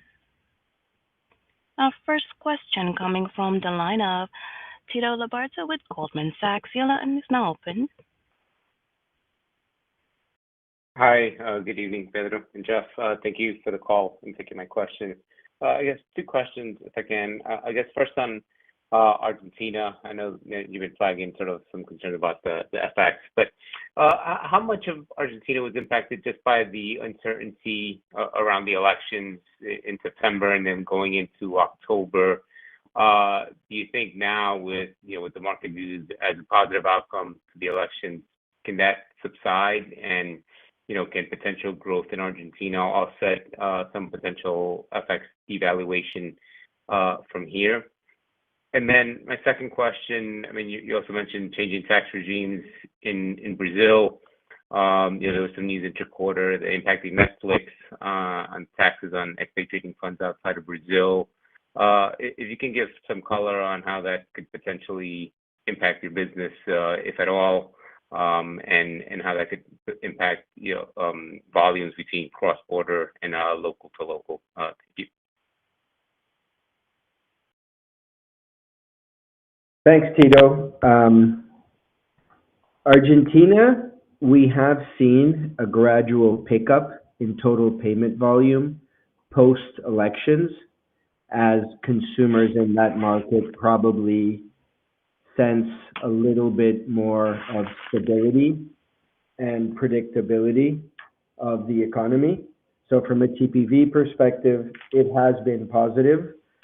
We now need to observe what happens with exchange rates, right? And I think that was our only note of caution. It's a market that we are very bullish on for the fourth quarter in terms of volume growth and the underlying growth of our business. We just don't know what's going to happen with FX. And so we're monitoring that one closely short term. I think longer term, the signs coming out of Argentina are positive, and the spread compressions that negatively affected the third quarter and were the principal driver of weak gross profit, a lot of that has been repriced so as to improve spreads again. And so that's also positive in terms of potential for Argentina in Q4. On Brazil, the specific tax that our client referred to is one of the many moving pieces in the Brazilian fiscal puzzle. That particular one, not only does it not affect us, but I think potentially with some of our payment structures could become more attractive for global merchants looking for local payment capabilities that don't get subject to that specific tax. But in general, because the ruling doesn't apply to payment facilitators such as ourselves. So that's not a negative. The only things we're mentioning about the Brazilian fiscal landscape, just to be clear here, is we haven't necessarily seen anything that negatively impacts us. There has just been so many moving pieces there that we're just leaving a note for investors to track all the occurrences. But there is no anticipation at this point that something will negatively affect us during the next few quarters, given everything that's been determined up to now. Okay, no, that's clear, Pedro. Thanks. Just two quick follow-ups, if I may. On the FX in Argentina, I mean, for now, it seems like the government wants to maintain the band that they have. If that band is maintained, at least in the short term, is that more positive for you? So if they let the currency float, would that potentially be more negative? Just to understand how the band, removing of the band, and what happens afterwards would impact you. And the second question on Brazil, there had been something about taxing fintechs at a higher rate, which was not passed by Congress. But just curious, would you have been potentially one of those fintechs that would have had that higher tax rate if that had been passed, or just curious where your Brazilian subsidiary would sit in that tax regime? So if Argentina remains within their currently informed crawling peg, then that's probably a positive outcome for us. I think what would be negative for us or for anyone with exposure to Argentina, and just to put this in context, right? Argentina was only 12% of our business from a gross profit perspective this last quarter. So I understand it's a complex market, but let's not focus only on that market when we're seeing phenomenal strength across other markets. Brazil, which was a concern, has rebounded. Excluding Egypt, other Africa and Asia continue to perform really well, and the rest of Latin America came in really strong. So just to, I think, take a step back and put Argentina in context, or else we focus on the noise there and not on everything else that's going on. But I think the answer to your question is, if things remain within the crawling peg, which the government is extremely committed to and has the significant backing of the US government as well, then that's a positive outcome for us moving forward. If they let it float, then it depends on how big is there of a devaluation, if any. So who knows? Brazil, on the potential fintech tax regime, I don't know the answer to that. Okay, I can follow up with you on that separately. And thanks for that, Pedro. And not to pick on the things that are concerns, but just want to make sure the questions get answered. But overall, I mean, super understood. Just trying to put it in the larger context as well. Of course. No, appreciate that. Thanks a lot, Pedro. Thank you. Now, next question coming from the line of Matthew Quad with Truist Securities. Your line is now open. Hey guys, good evening. Thanks for taking the question. Pedro, like you mentioned, another really strong quarter of volume growth, above 50% year over year. It seems to me like a lot of the strength has come from the remittances and e-commerce verticals. And I was just hoping that you could kind of like opine on that and, touch on the outsized drivers of growth there. And then also maybe talk about, how you're thinking about those verticals for the next 12 months. Should we be worried at all about a slowdown due to, tariffs, due to tax regimes, due to, law of large numbers and tougher comps? Just hoping that you could touch on that a bit more. Yeah. So look, these are two of the largest digital payment verticals. Commerce is probably the largest. So the fact that it continues to grow nicely in a way is an indexation of the overall digital payment landscape in emerging markets. I'd also point to pretty strong growth across a fairly diversified number of verticals. I mean, hovering at around that 50% average, you have our streaming business, software as a service merchants, on-demand delivery merchants, ride-hailing merchants. So almost the entire online consumer digital world is growing at or around that average. And then the one that continues to be soft is advertising. I think looking into 2026, we expect continued strength in remittances and commerce. Let me remind you that remittances is particularly important because it generates outbound flows into the emerging world. And that makes us somewhat unique in that we are one of the global PSPs, if not the one, with the best balance between pay-ins and payouts, which generates cross-selling opportunities across merchants, but also allows for interesting netting opportunities, which keep the take rate on our businesses more defensible, given those netting opportunities where we keep the entire FX spread. And we see no signs of alarm for those business. Now, obviously, when you're growing at over 200%, like the remittance business year on year, you could potentially see natural deceleration, but nothing beyond what's expected when you're coming from such strong growth. Thanks, Pedro. That was super helpful. And then just as my quick follow-up, I want to talk about the take rate. So on the positive side, what I was trying to better understand, you guys provide that nice walk in the deck, and you're pointing to a 4 BIP headwind from an others category. I was wondering if you could shine some light on what that was and, if there was anything one time in there that could reverse. And then the other thing I wanted to ask was on the guidance slide, you guys mentioned the potential risk of aggressive discounting by competitors. Is that just a risk to be aware of, or is that something that you've been seeing in some of your markets?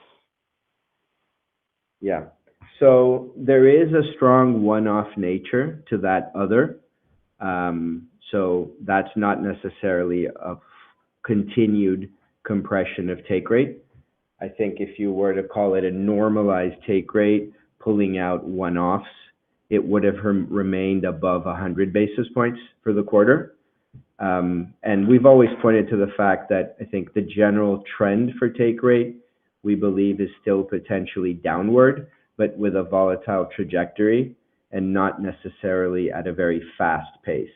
I mean, had this been 103, then it would have only been down 4 basis points sequentially after having gone up a little bit in the second quarter versus the first quarter. Discounting, I don't think it's that necessarily we're alerting folks to something that's very specific to this quarter, but generally every single Q4, this is common in the payments industry, where you will see more discounting in exchange for volume during the peak shopping season occurring from competitors. We do it as well. So it's simply, I think, part of what we observe in the industry during the peak season and something that's worth pointing out as just to be aware of. That's super helpful. Thank you. Thank you. And our next question coming from the line of Guilherme Grespan with JP Morgan. Your line is now open. Hello, good evening, Pedro, Jeff. Thank you for the call. Congratulations on the results. My question is on Brazil. Trying to get together here the pieces that I have on Brazil, a pretty strong rebound sequentially again. And we have our internal trackings here. We saw a very strong performance since May, specifically, at least in our tracking. So my question is basically trying to understand the nature. is it a specific client? How much concentrated is these additional revenues and gross profit you're getting from Brazil? And if you can provide a little bit more color. I also see that the gross profit margin of the country has been moving up. It made a bottom at 38% in the first quarter, now rebounded to 50%, which tends to hint sometimes that this is more effects cross-border. So in summary, long story short, just trying to understand what is the composition of this Brazilian growth. Pretty strong rebound. Thank you. Yeah. So first one, categorically, it's not driven by a single merchant. It's driven by a strong reacceleration of growth in some of our long-term global relationships, combined with the ramp up of some important ads that we made in 2024, and then some important wins from more recently that have also began to pick up steam very fast. So it's very likely that most of the relevant global digital services or e-commerce players that are performing well in Brazil now, we power some or all of their payments. So Brazilian strength has been very broad-based. Brazil does have a higher share of cross-border and also a higher take rate composition than, say, Mexico, which is the next market in size. So that means that there are more cross-border merchants and more Forex that we do in Brazil, and also better spreads than in Mexico. That's clear. Thank you. Thank you. Our next question coming from the line of Jamie Friedman with Susquehanna. Your line is now open. Hi, thank you for taking my question, and congratulations on the results. So I wanted to ask you, Pedro, about your comments and your prepared remarks about the relative growth of local to local and the expectation of that going forward, and the comment about buy now, pay later in the same context. So first, I wanted to clarify with those comments. Were you speaking specifically about Brazil, or is that more broadly across the platform?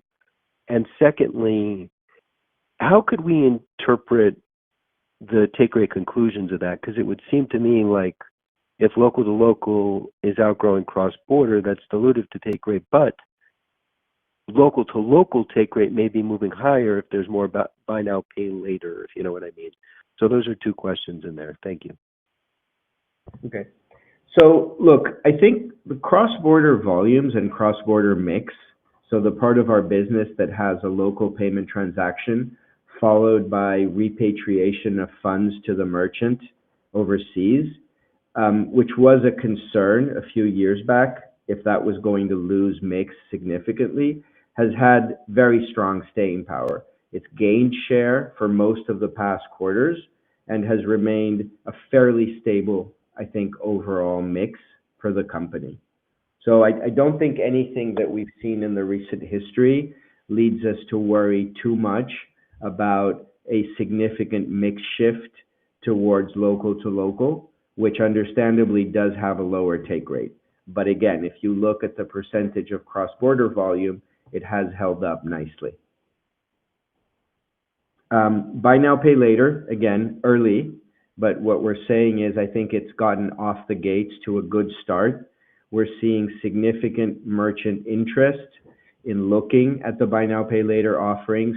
We've integrated a few buy now, pay laters into some of our largest merchants, and this is still a relatively small platform in terms of the number of buy now, pay later options that we're offering.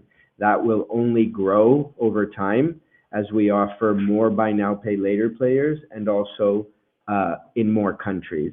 And as I said in my prepared remarks, the buy now, pay later offering does have the potential for being higher in terms of take rate because we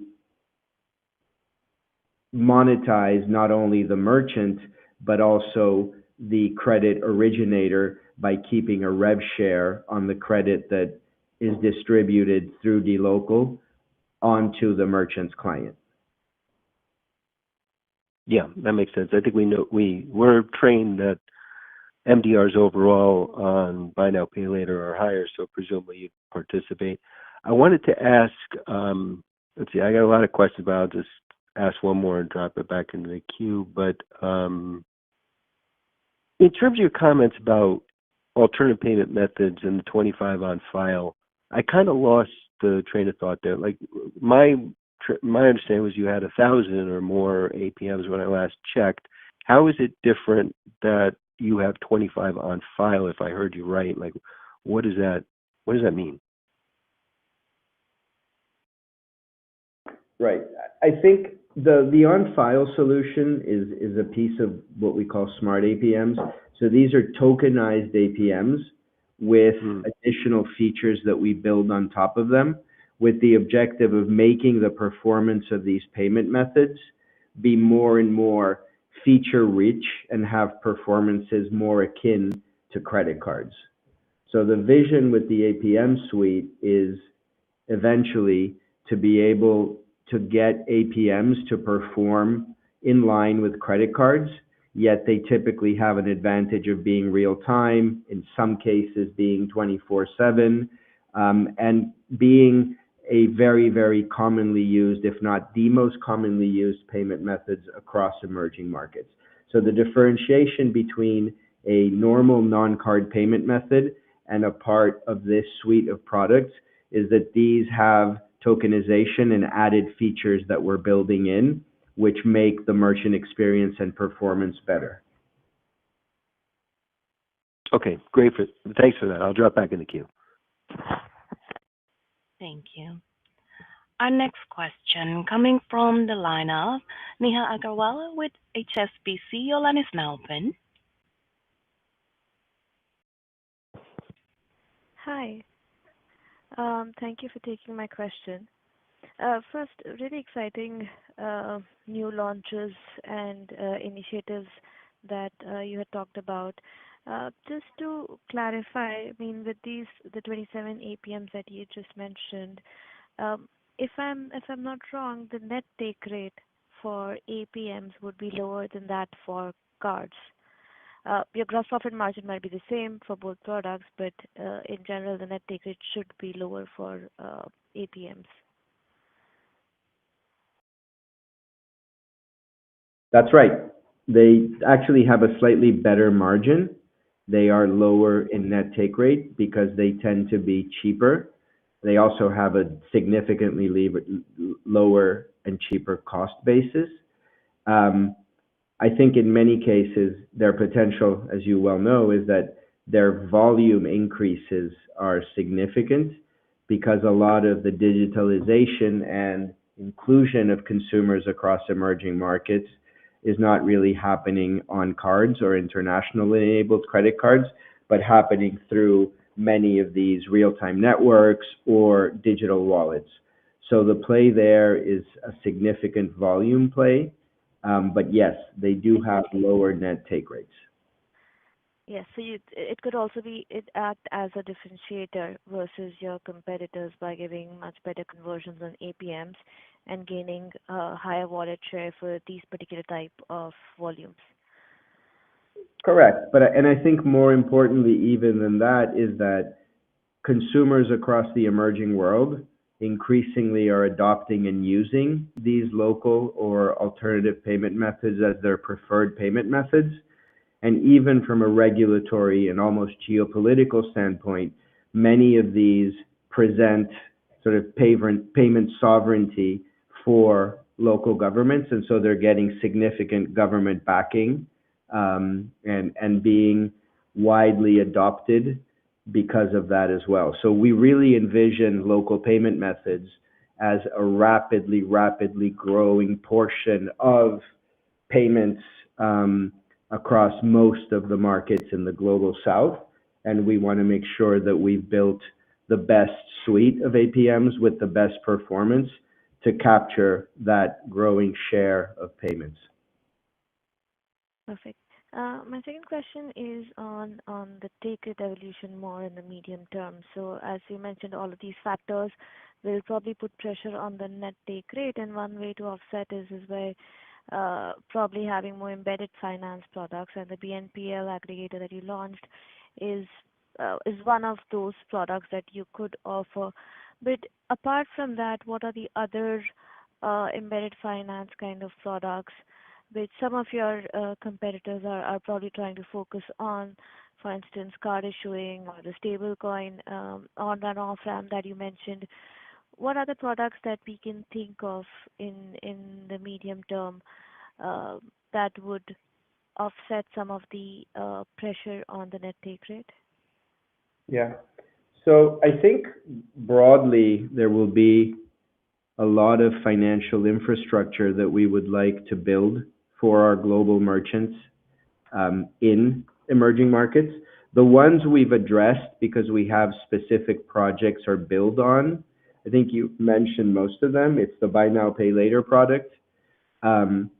It's our card present capabilities, so the ability to also attack the largest portion of the payments market across the global site, which is still physical POSs or tap to phone solutions for physical global merchants.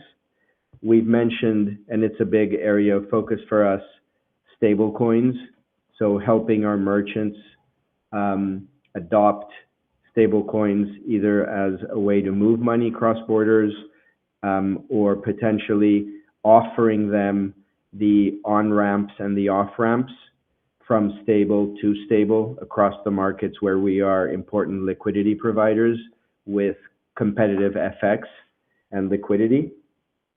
And we have some solutions that we offer in terms of KYC as a service or verification as a service for merchants who need a one API integration for KYC and verification across the markets where we serve. So those are the ones that either exist as products or we've mentioned because they're rolling out.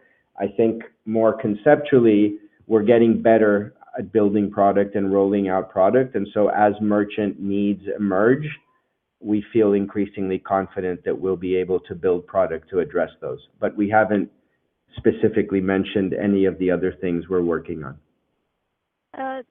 Just to clarify on the card present capability that you mentioned, you're not trying to enter the offline POS business. Right now your presence is 100% online volumes.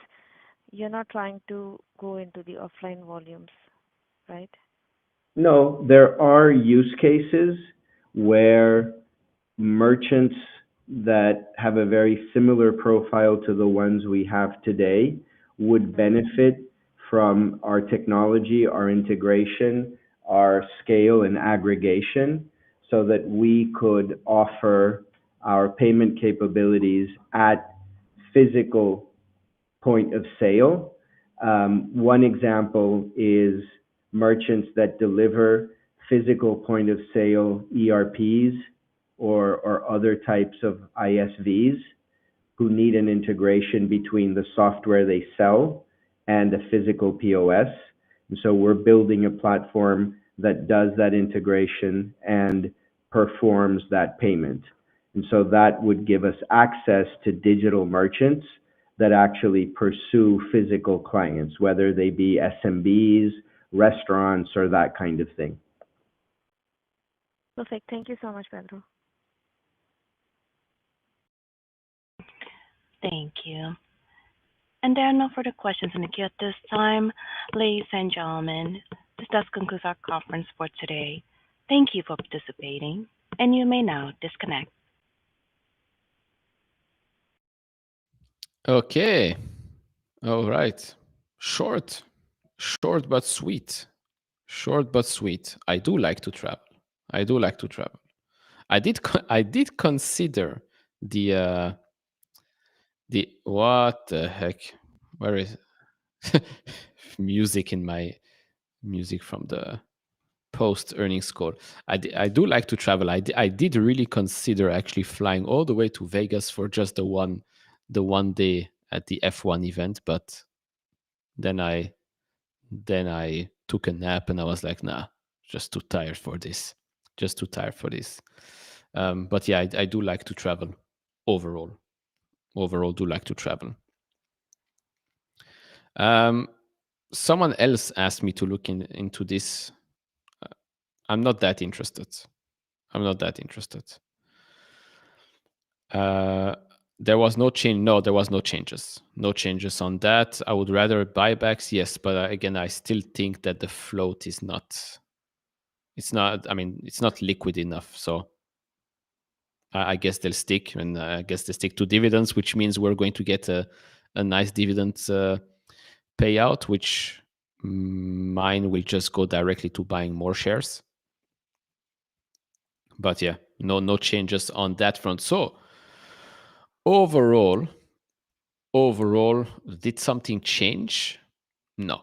From the core, no. Right now, as you can see, we are down around 10% or so. We are going to sit on that 100-day moving average. And by the way, I did answer a couple of questions during the call. Trying to find this again. Whoa, what happened here? Trying to find this again. Let's see if something else moved much. No. It's the only one that really moved a lot after hours. So, yeah, not great. Again, the implied move was 19%. We're currently still sitting at down 10% or so. So I'll take this as a win for now. But then again, tomorrow that might change. Currently, I'm going to end the poll. So 46% think we're going to be down tomorrow. 45 down, 37 up, and 18 flat for tomorrow. So on the Egypt front, basically the big hit was, and that also explains the big difference, the big drop in advertising. It was one ads merchant in Brazil that implemented redundancies, meaning they cut back on staff, operations, or spending. And this, of course, and this is the SOW that I didn't know what it stood for. That's share of wallet. So this cost partial share of wallet loss. Now, one player can cause such a big hit. Yes, again, this is still a relatively small company, and if it was a big customer for them in that specific market, then yes, it is causing issues in that specific market. Now, other than that, look, TPV, right? TPV is supposed the growth in TPV is supposed to offset the loss or the reduction in take rate. And as they said, take rate is still expected to go down, although it won't go down that fast. Even this quarter, they talked about the 1.03. It's 99. Why 1.03? It's because of that others category. They say it's one of those one-time hits. But yeah, it's still expected to come down a little bit. But as long as TPV continues to grow more and more and faster, of course, than take rate coming down, that's the metric we should focus on. That's the metric we should focus on because, again, that truly shows the size of the underlying business activity for Dlocal, right? All of the transactions going in, both payments, payouts that flow through the Dlocal platform, the one, what do they call this? One Dlocal? Is it one Dlocal?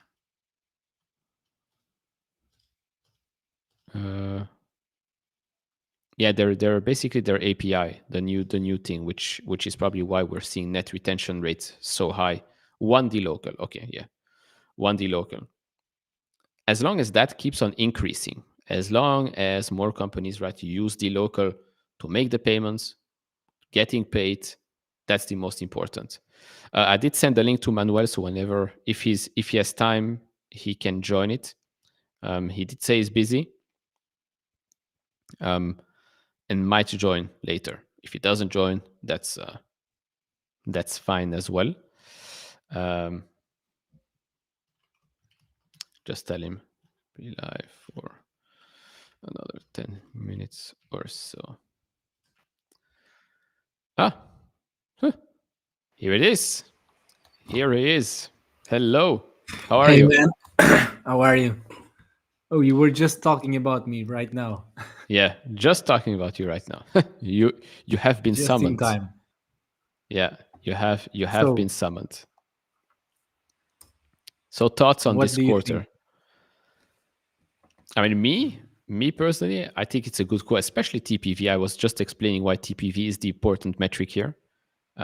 Despite the take rate coming down, although there is that other category, that one time, hopefully a one-time hit of 0.04%, but they still expect take rate to come down slowly, but TPV is still expected to grow. I mean, this year, 60% year-over-year growth, right, or close to 60%, 13% quarter over quarter, 66 on a constant currency basis. This is the impressive part. Now, of course, what didn't the market like? Probably like the big the hit they're taking in Egypt, which brings down a bit gross profit margins. Again, that's the nature, I guess, of the business being focused on global South and emerging markets. And then the guidance slide, you were right. That thing was very, like, it is confusing. When you understand it, I guess it's like, okay, it makes sense. But I still don't understand why you give us an updated guidance. You could have given us like an updated box Yeah, box as well last quarter. But okay, fine. Guidance seems to be good as well for now. yeah, it didn't make any sense, those slides. But still, I mean, I agree with you. Overall, it was a good quarter. It wasn't perfect because of some one-time issues, which are kind of common with the local. There's always a one-time issue damaging something. When there's no one-time issue, the quarter is perfect.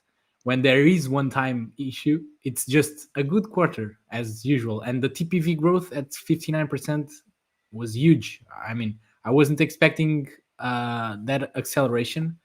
Now that I'm looking at that slide, I'm curious to see how it compared in constant currency terms. 66, up 66% this quarter. I don't know what it was last quarter. Yeah, I'm checking last quarter. So last quarter was 65%. So consistent with last quarter, which is still great because these forex headwinds or tailwinds will always be present in the company. So the only thing I didn't really like was the loss of share in Egypt, because I think it was from probably Meta or Google, probably Meta, I guess, because they said in a previous quarter, I don't remember when, that Meta was I'm not 100% sure if it's Meta or Google, but that it was a big player in Egypt for them. So it Yep. was probably one of those companies. And if they, I mean, it's not we don't want them to lose share in a different market. If it's just in Egypt, I mean, it's totally okay, but it's something to monitor. But management didn't seem to be worried about that. Overall, Yeah. as you said, I mean, TPV is the most important metric, as Pedro is always reinforcing. We obviously want to see margins trending up again, but the take rate part, I mean, it's a non-issue. Again, take rates will continue to go down in the long term. I mean, Adyen has like 0.15 or 0.20% take rates. So it's part of the business when you're a payment processing company. And he even mentioned during the Q&A session that the new methods, the new APM methods like Pix in Brazil and all those instant methods that are becoming widely used in those regions, and actually in Portugal as well and in other countries.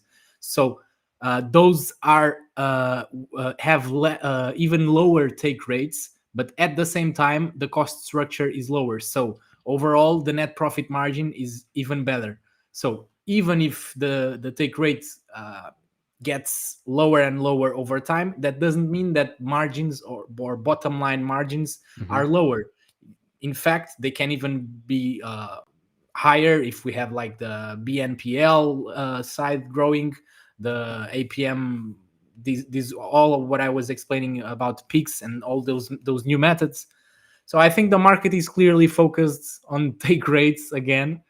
I mean, we're used to that now, but overall, it was a solid quarter. I don't think there's any reason to think that the thesis is unchanged, at least in my opinion. I think this is a company where quarterly numbers, although always trend in the right direction, are a bit lumpy because of the one-time issues, as we were talking, like in one country, then in another country, then in the other country offsets the other country. But overall, the trend is clear, and I mean, we're in 40 plus emerging markets. There will always be one, two, three, four, five that will be underperforming the others. Sometimes it's Brazil, sometimes it's Mexico, sometimes it's Argentina, sometimes it's Egypt now. So we can't really focus on the wrong things, let's say. I mean, we're paying like, how much is the market cap right now? So with the What is it? current Four? 10% down, it's like $4 billion. We're going to do probably a bit close to $300 million, and the company is growing revenue at over 50% year over year. I mean, it's cheap. I mean, it's clearly cheap in my opinion. Yeah, you can shout, oh, the risk, the emerging market risk, the currency risks, the take rate risks, but in my opinion, the price is already discounting all those risks.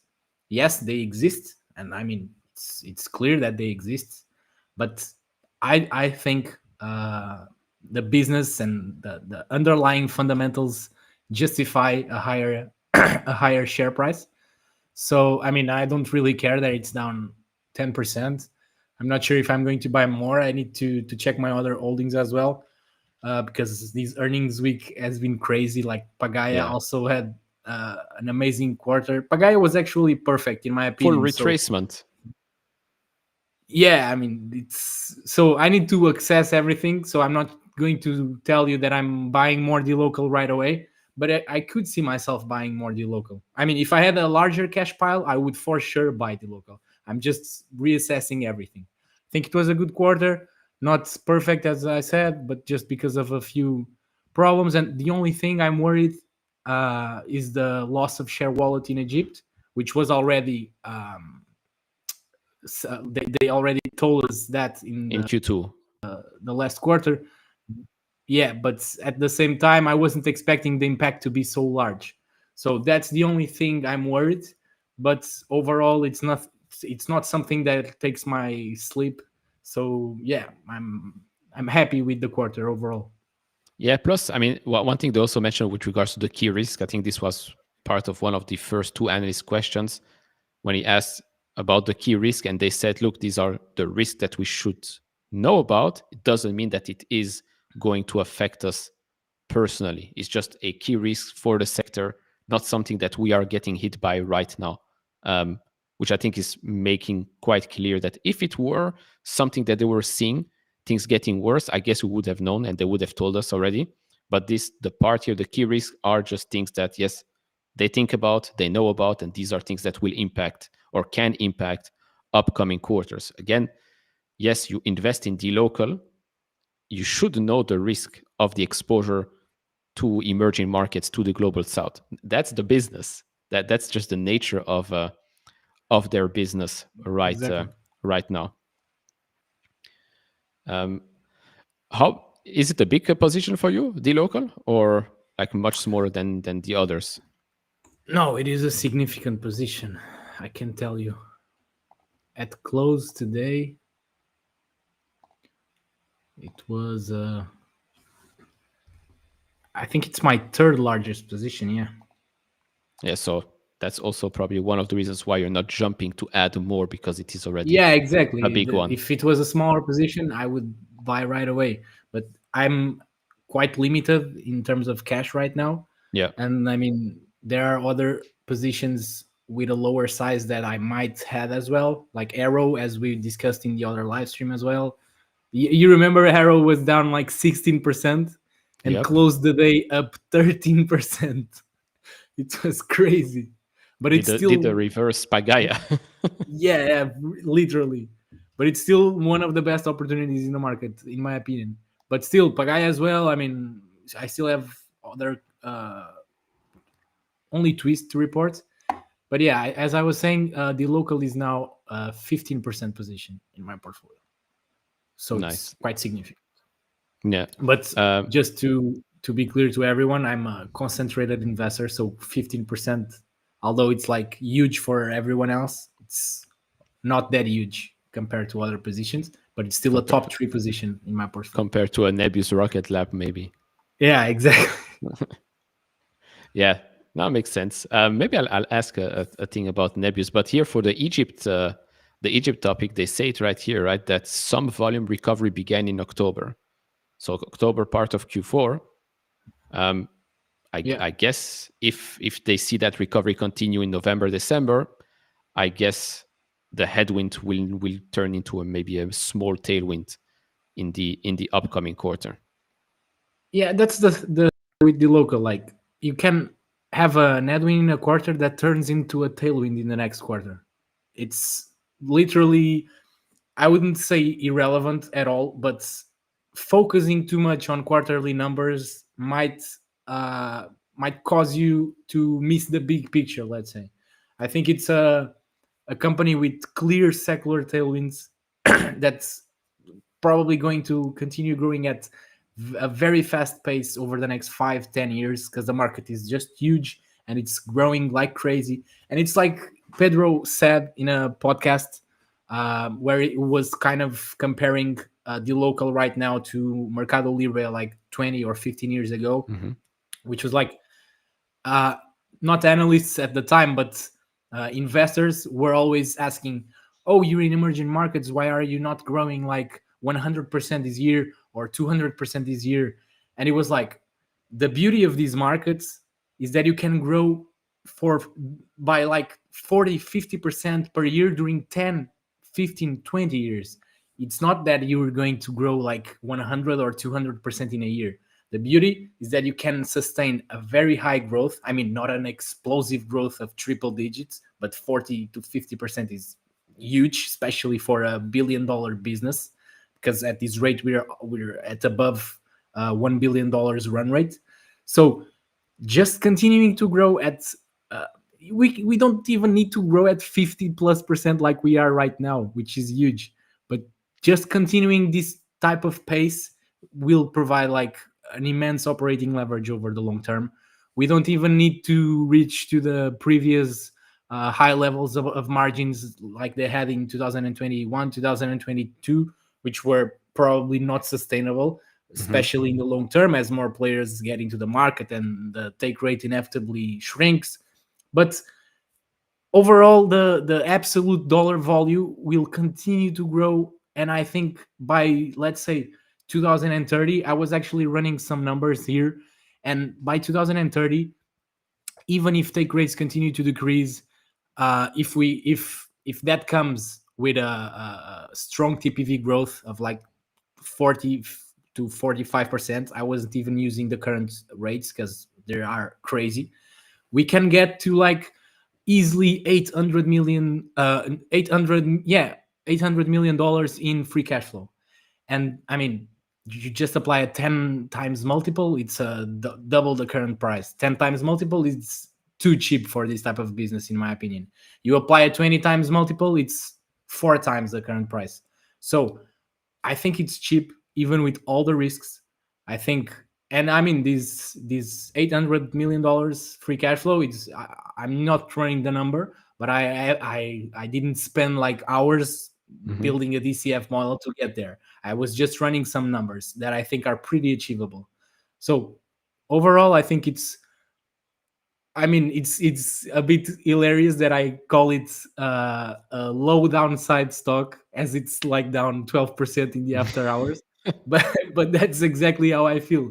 I don't think we can see downside in this name, and the upside is clear. I mean, it's not a name that will probably grow 200 or 300% in a year like some people are chasing, and like myself included at some points. But some people only chase those kind of runs. But I think this, from a risk reward perspective, is really very attractive, and it also brings the parts that it's non-US, it's non-tech, so it helps to give me a bit of a different exposure personally when compared to my other holdings, and that's why I'm not planning to get rid of Dlocal anytime soon, unless something changes, of course. Yeah. No, I remember. I think the podcast was in Spanish, but it had. I think it was the one in Spanish. I'm not sure, or maybe it's one I seen in a Substack. But It's I remember possible. The that. Spanish ones are very good. I'm Yeah, really glad very I good. know Spanish, because I Pedro is don't, really but a beast. yeah, that's the thing. People were complaining when he talks in English that he talks a bit slowly, but when he talks in Spanish, he's like talking way more Yeah, comfortably. Um, but yeah, no, he's 100% correct. Also, the people like asking, yeah, why aren't you growing like so fast? But you're also you're growing because the market is growing. The market is not going to grow 100%. You're not going to grow substantially faster than that. If the market can consistently grow 100%, 50%, then yes, you have those decades long growth. I mean, Mercado Libre itself are like 27 consecutive quarters right now of, I think, increasing yeah, I saw that increasing stats. growth. Just It's insane. crazy. It's insane. But yeah, for the local, it's, in my opinion, going to be at one point there will be an inflection point where suddenly the business has become very or much bigger than where it is right now, and those one areas don't affect it that much anymore, and that's when the market will suddenly flip the switch. Because if we look at revenue, for example, other than Egypt, we are seeing year-over-year growth across the board. You remove Egypt, and it's across the board year-over-year growth quite comfortably for revenue, and I think for a gross profit, it's about the same. Me- Maybe Mexico, Mexico yeah, and yeah, Argentina. But yeah. But other than that, it's a business where TPV is growing close to 60% or 66% constant currency basis. It's it's a small company. That's the thing. It still is a just $4 billion company. Um, in a huge market. exactly. In a huge market, a volatile one for now, we know. But if they continue to execute, then yes, this growth can continue for many years to come. TPV can go down, will probably continue to go down, but take rate, but TPV is still expected to grow quite comfortably. And so yeah, I mean, right now we see the stock is at, what do you say, down 12%. So yeah, we're back at the $13 we've seen last week. People told me that the implied move was actually 19%. So we might be down even Yeah. more tomorrow, which means we might just close that gap from last quarter and sit right around here. Before we close this out, the weakness in Nebius that we're seeing, do you think today is because they can start selling shares as of today? No, I think it's probably because of like the general fears around AI. Maybe, for instance, yesterday Barclays downgraded Oracle's debt rating to like, I don't know if it's called sell or like essentially, yeah, exactly. They're now down to the levels prior to that RPO madness, because Yeah. now the market doesn't buy it. The market simply doesn't buy that OpenAI will have the capital to do all these deals. And I'm skeptical as well. That's why I love the fact that Nebius has deals with Microsoft and Meta and not with OpenAI. I think it's much safer to go to hyperscalers than to the frontier AI labs like OpenAI or Anthropic. Probably Anthropic is even safer than OpenAI because they're not committing to hundreds or in this case over $1 trillion in spending. 50 billion But as of today. I think, yeah, but 50 billion compared to the OpenAI Yeah, madness is of nothing. course. But Plus they're still, backed I by obviously Google. prefer. Yeah, I obviously prefer the hyperscalers. But Yeah. I mean, not sure about the reasons, but I think it's probably the general fear. But maybe the part of the offering didn't help because we were down a lot more than other names, like the AI infrastructure names. But I think after the report we saw, uh, I'm not concerned. I think we could have a better sentiment if management was more clear when it comes to the expansion in terms of capacity. I mean, I don't think they would raise the capacity guidance by like 1.5 gigawatts if they didn't have proper locations, not ready but going through the process of securing them. So I think we might have some news, not in the near future, basically. And especially they raised the capex guidance. I don't think we talked much about that. They raised the capex guidance from $2 billion to $5 billion in this year. So we're 3 quarters also, like we're just missing the fourth quarter, and we're missing $3 billion in capex to reach that goal. So I think this quarter we'll see some news. They also mentioned the Microsoft tranche, the first tranche being delivered, and we have no news about that. So I think the main problem with Nebius, and the only thing I don't love about the company, is communication. And I think the communication would improve, uh, the the sentiment, let's say. But I don't think, or at least I'm not worried. I mean, of course, like my returns got smashed with this drawdown, but still, I think it's more about the general fear around AI, which I understand, than something firm specific. Yeah, and I guess this is also one of the questions, right? The Michael Burry one. They claim that their GPUs can last 5 to 6 years, but in reality, they only last 3 years. We've seen numbers, from actually 4 to 6 years, maybe sometimes a little bit less, a bit more. I mean, it's a question I guess the market will still ask until we pass those years, and those companies are still telling us that they're generating revenues from the past GPUs, which some, I mean, Core, we've talked about Hopper, Nebius talked about Hopper, I believe. Yeah. And so Nebius, far, I think, Core, we've even talked about A100. A100 was released like, I'm not sure, but like almost 5 years ago, and they said they were still being sold. I think I understand that, increasing the lifespan from 4 to 6 years over the last years, the hyperscalers, is not something we like to see. That's why I also love the fact that Nebius does it in 4 years, and I think 4 years is more than fair, because I I get the depreciation bear case.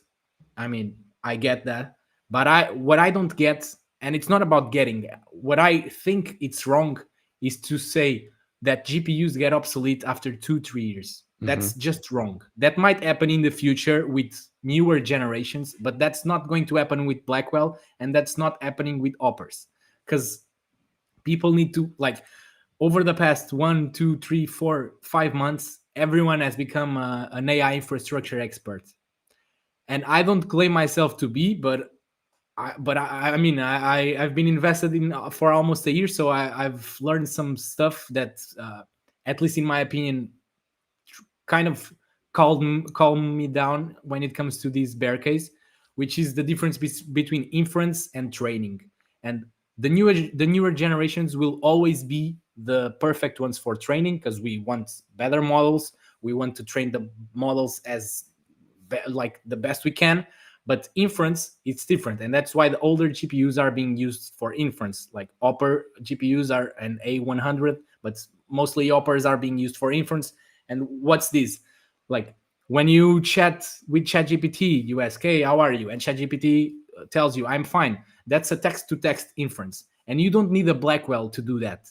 You can do it with an H100, and that kind of hierarchy in terms of workloads is what going to kind of extend the lifespan of GPUs. Because maybe some companies now use the Blackwells to everything, but many companies are trying to improve efficiency by doing that, and that's also why Nebius being like the top ranked in the efficiency rankings across all GPUs is great, because that allows for an extension of the lifespan of the GPUs. And this is obviously always just my opinion. I'm not claiming to be more knowledgeable than Michael Burry or anything else. I'm just sharing my opinion. But eventually, the GPUs will adapt themselves to the different types of AI workloads. For instance, if you have a text to video generation, you will obviously require a strong GPU. But you will, if you have a text to text, as I was saying, inference, you will not. It doesn't make sense to spend your Blackwell compute power to do a simple thing that could be done with an H100 or an H200.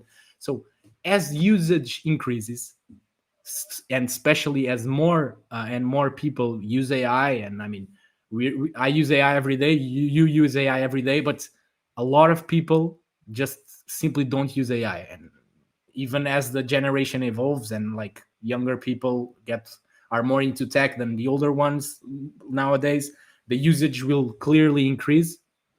And I think that over time, the types of GPUs will adapt to the hierarchy of AI workloads. Obviously, this is not certain, and I understand the bear case, but it's not. Uh, how can I say this? It's not fair to assume that GPUs become obsolete after 2 or 3 years. I mean, you can expose the bear case still, but this is the main argument that everyone is using, like assuming it's a fact, and it's not a fact. And we have data to prove that currently that's not happening. It might in the future, if the beliefs that Nvidia will suddenly start to every year come with a new generation, which I personally don't believe. But if that happens, probably the lifespan will shorten. But I think, at least right now, that's not happening. And that's why, and a lot of people see Nebius as a buy and forget stock. I don't see it that way. Even though it's my largest position, I definitely don't see any AI stock as a buy and forget stock, because it's always like the world is always evolving, especially in tech. So this is always a buy and assess company. And I actually think, uh, not think, but I don't see myself holding this stock necessarily for 5-10 years, because it's too uncertain, in my opinion. I think these AI infrastructure stocks, at some point, uh, the uncertainty will speak for itself. But in the next 1-2 years, I don't think the bear cases make much sense. Yes, they might in the future, and that's why I don't like to go for like many people do, like, oh, let's look like the 5, 6, 7 best AI infrastructure stocks. I know that you also hold some, like, more than one name, but my preference to only hold Nebius is exactly because of the uncertainty around this sector. I think the unit economics are uncertain. I don't think, I'm sure that the unit economics are uncertain. We still don't know if the companies are going to yield some profits off of buying compute power and all those uncertainty around the bear cases. And I understand them. And that's exactly why I chose to only go for Nebius, because I think it's the company better prepared to handle those bear cases. I understand that some people say, for instance, Iran has like more short-term upside because of the power that they have. I mean, I'm not going to talk about Iran, but I can understand why some people think about that. But my personal perspective is that the uncertainty of the sector as a whole require some caution in terms of picking the company that's more prepared to face the bear cases. And I mean, I'm not saying fact that is Nebius, but in my opinion, it's Nebius. And I mean, I'm not going here to discuss the bull case for Nebius, but because of several reasons, I believe that's the case. I agree. I mean, I own out of the three, Nebius is by far the biggest position for me. I own a couple of, I own CoreWeave, I own Iron, but yeah, Nebius is by far the biggest because of the points that you've stated. Also, to come back to the depreciation part and the bear case here, we are, of course, I keep saying this, but 3 years ago, ChatGPT was launched only 3 years ago. So we're still so early in this whole cycle. Like you said, I do think that yes, some GPU clusters will become obsolete in a year or two because they've been used for everything. They've been used for training, they've been used for inference, they've been used for, hey, how are you, ChatGPT, for everything possible over the past 2 years. But like you said, as we evolve, as all of these companies are building out the infrastructure, they are going to have clusters for training, clusters for inference. And that's going to, in my opinion, expand the lifespan of these GPUs.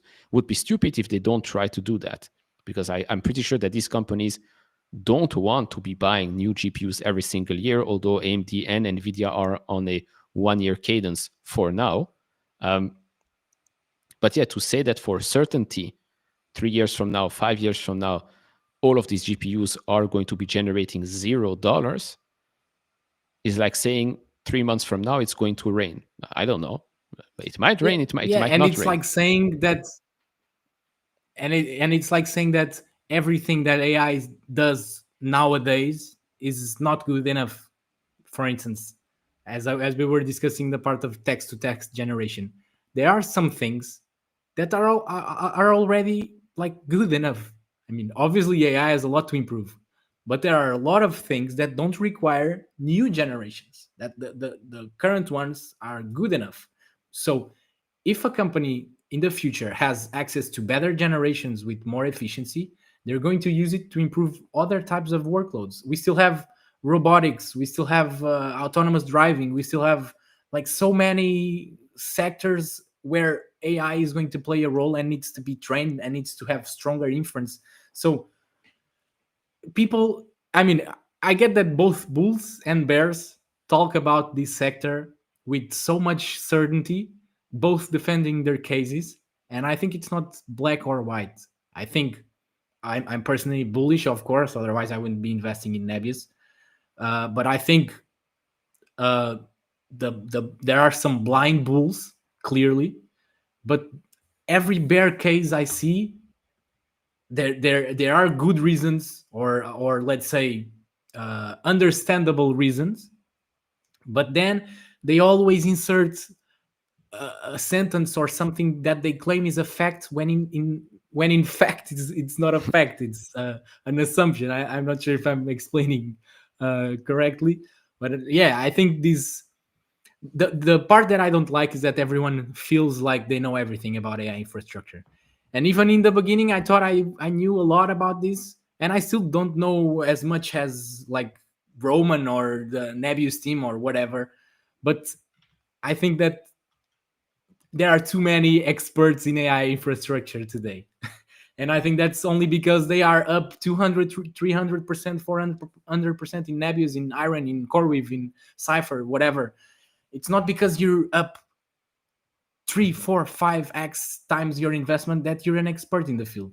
Myself included. I don't consider myself an expert in the field. I think I know some stuff from like my interview with Roman, from the interviews I listened from other leaders and all that, and you as well. I mean, we know some stuff, but I don't consider myself an expert, and that's why I don't claim that every bear case is wrong. I just think that, just like some people exaggerate the bull case and say that Nebius is just an example, but Nebius is going to $500 next year or whatever. Just like there are some bulls exaggerating, I think most of the bears are also exaggerating, just like because they think they're going to be the next Michael Burry, or because this is the .com bubble or whatever. I don't think this is the .com bubble by any means. It might be a bubble, but it's not by any means the .com bubble.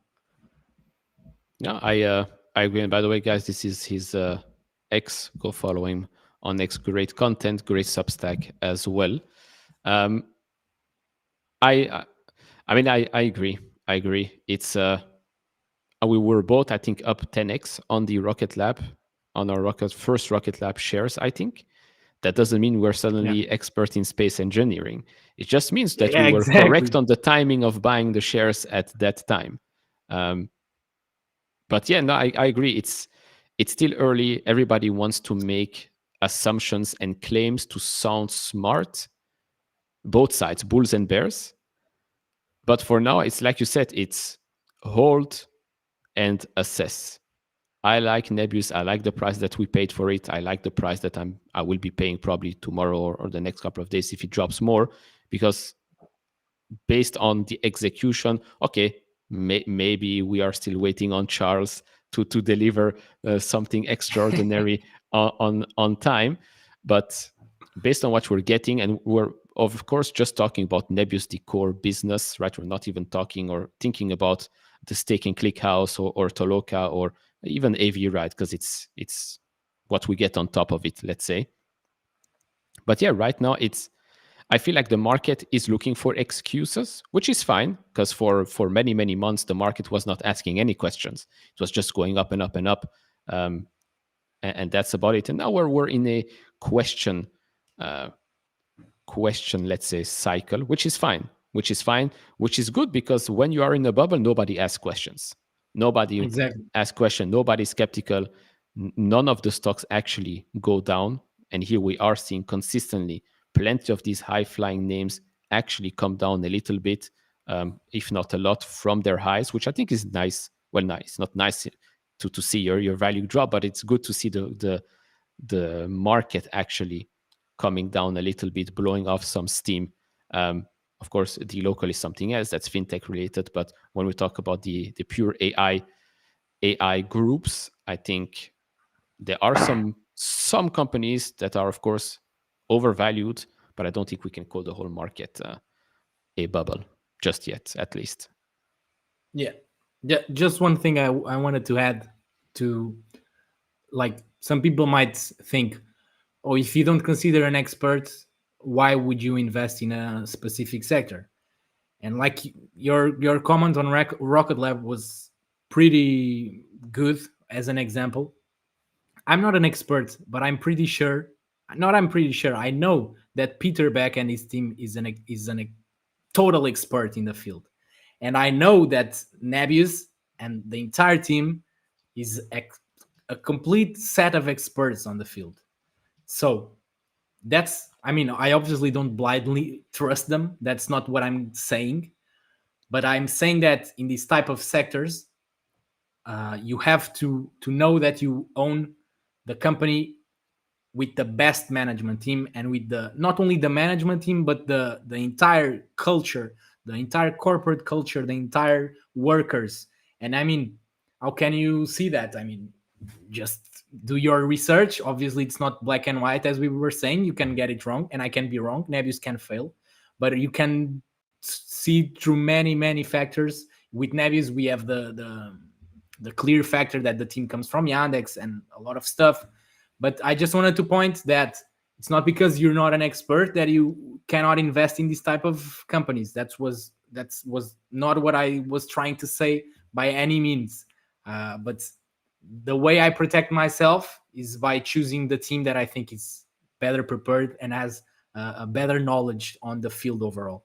And when you listen to Roman, when you listen to the members of the team in Nebius, when you listen to Peter Beck or whatever in space, just two good examples that we both know, you can see that they know what they're doing. The question here is the uncertainty. I mean, with Rocket Lab, I don't even have many questions. My only question is the valuation. I mean, it's clearly not the company you can value in traditional ways, but I'm sure that in 5-10 years, they're going to continue to be here and to be one of the largest companies in space. But with Nebius, there's the uncertainty of the sector. There will even be AI infrastructure companies in 10 years? We can't say for sure, but we can say for sure that there will be space companies in 10 years. So that's the difference I see in Rocket Lab and with Nebius. Nebius, I can tell you that I feel it's cheap if we use some metrics. With Rocket Lab, it's impossible to say that. But the difference here is the predictability of the markets. Obviously, you can't predict the space sector well. That's not what I'm saying. But you know that it's not a sector that will get disrupted. I mean, it's not like something will happen and rockets will stop exist and you're going by plane to the space. Like you understand? Like that's kind of the main difference I see in Nebius and Rocket Lab is the type of longevity that I see in the sector and the certainty that I think exists in Rocket Lab that I don't think it exists in Nebius or any other AI infrastructure company, just because of the risk of disruption and of all the tech advancements that we're constantly seeing, especially in AI. Yeah, no, I agree. I mean, people need to understand when you invest in a company, you invest in, or you're trusting management to execute. Right? Like you said, we might not be the experts, but we are investing in someone that is definitely an expert in what he's doing. Otherwise, what's the point? What's the point? Great companies, bad management will be a horrible investment. Not so great company, but very good management can still turn out to be very, very good. And I think this is something that, going back to your interview with Roman, he said, if we fail, it's because of our own doing, right? Exactly. And it goes to show how, like, what's the mindset I there love that mindset. at Nessie. Yeah, exactly. Maybe it's And time that question to call was him about back. Lepton, and I guess he was right. Lepton is not doing that well. Yeah, I mean, maybe it's time to call him back for a little talk.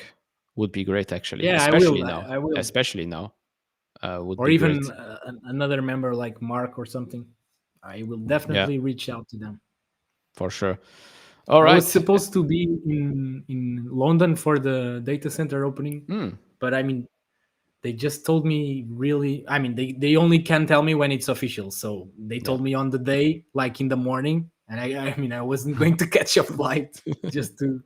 But I mean, if I had wake up like early, because they sent me like at 7 a.m. when they released the press release, I could have taken up a flight. I really want to meet them in person, but I mean, maybe in another time.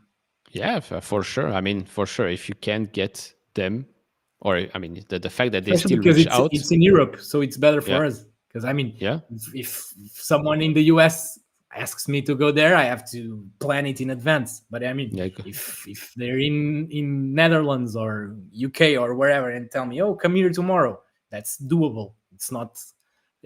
That's probably the only good thing of being an European company, an yeah. Euro-pool company. Exactly.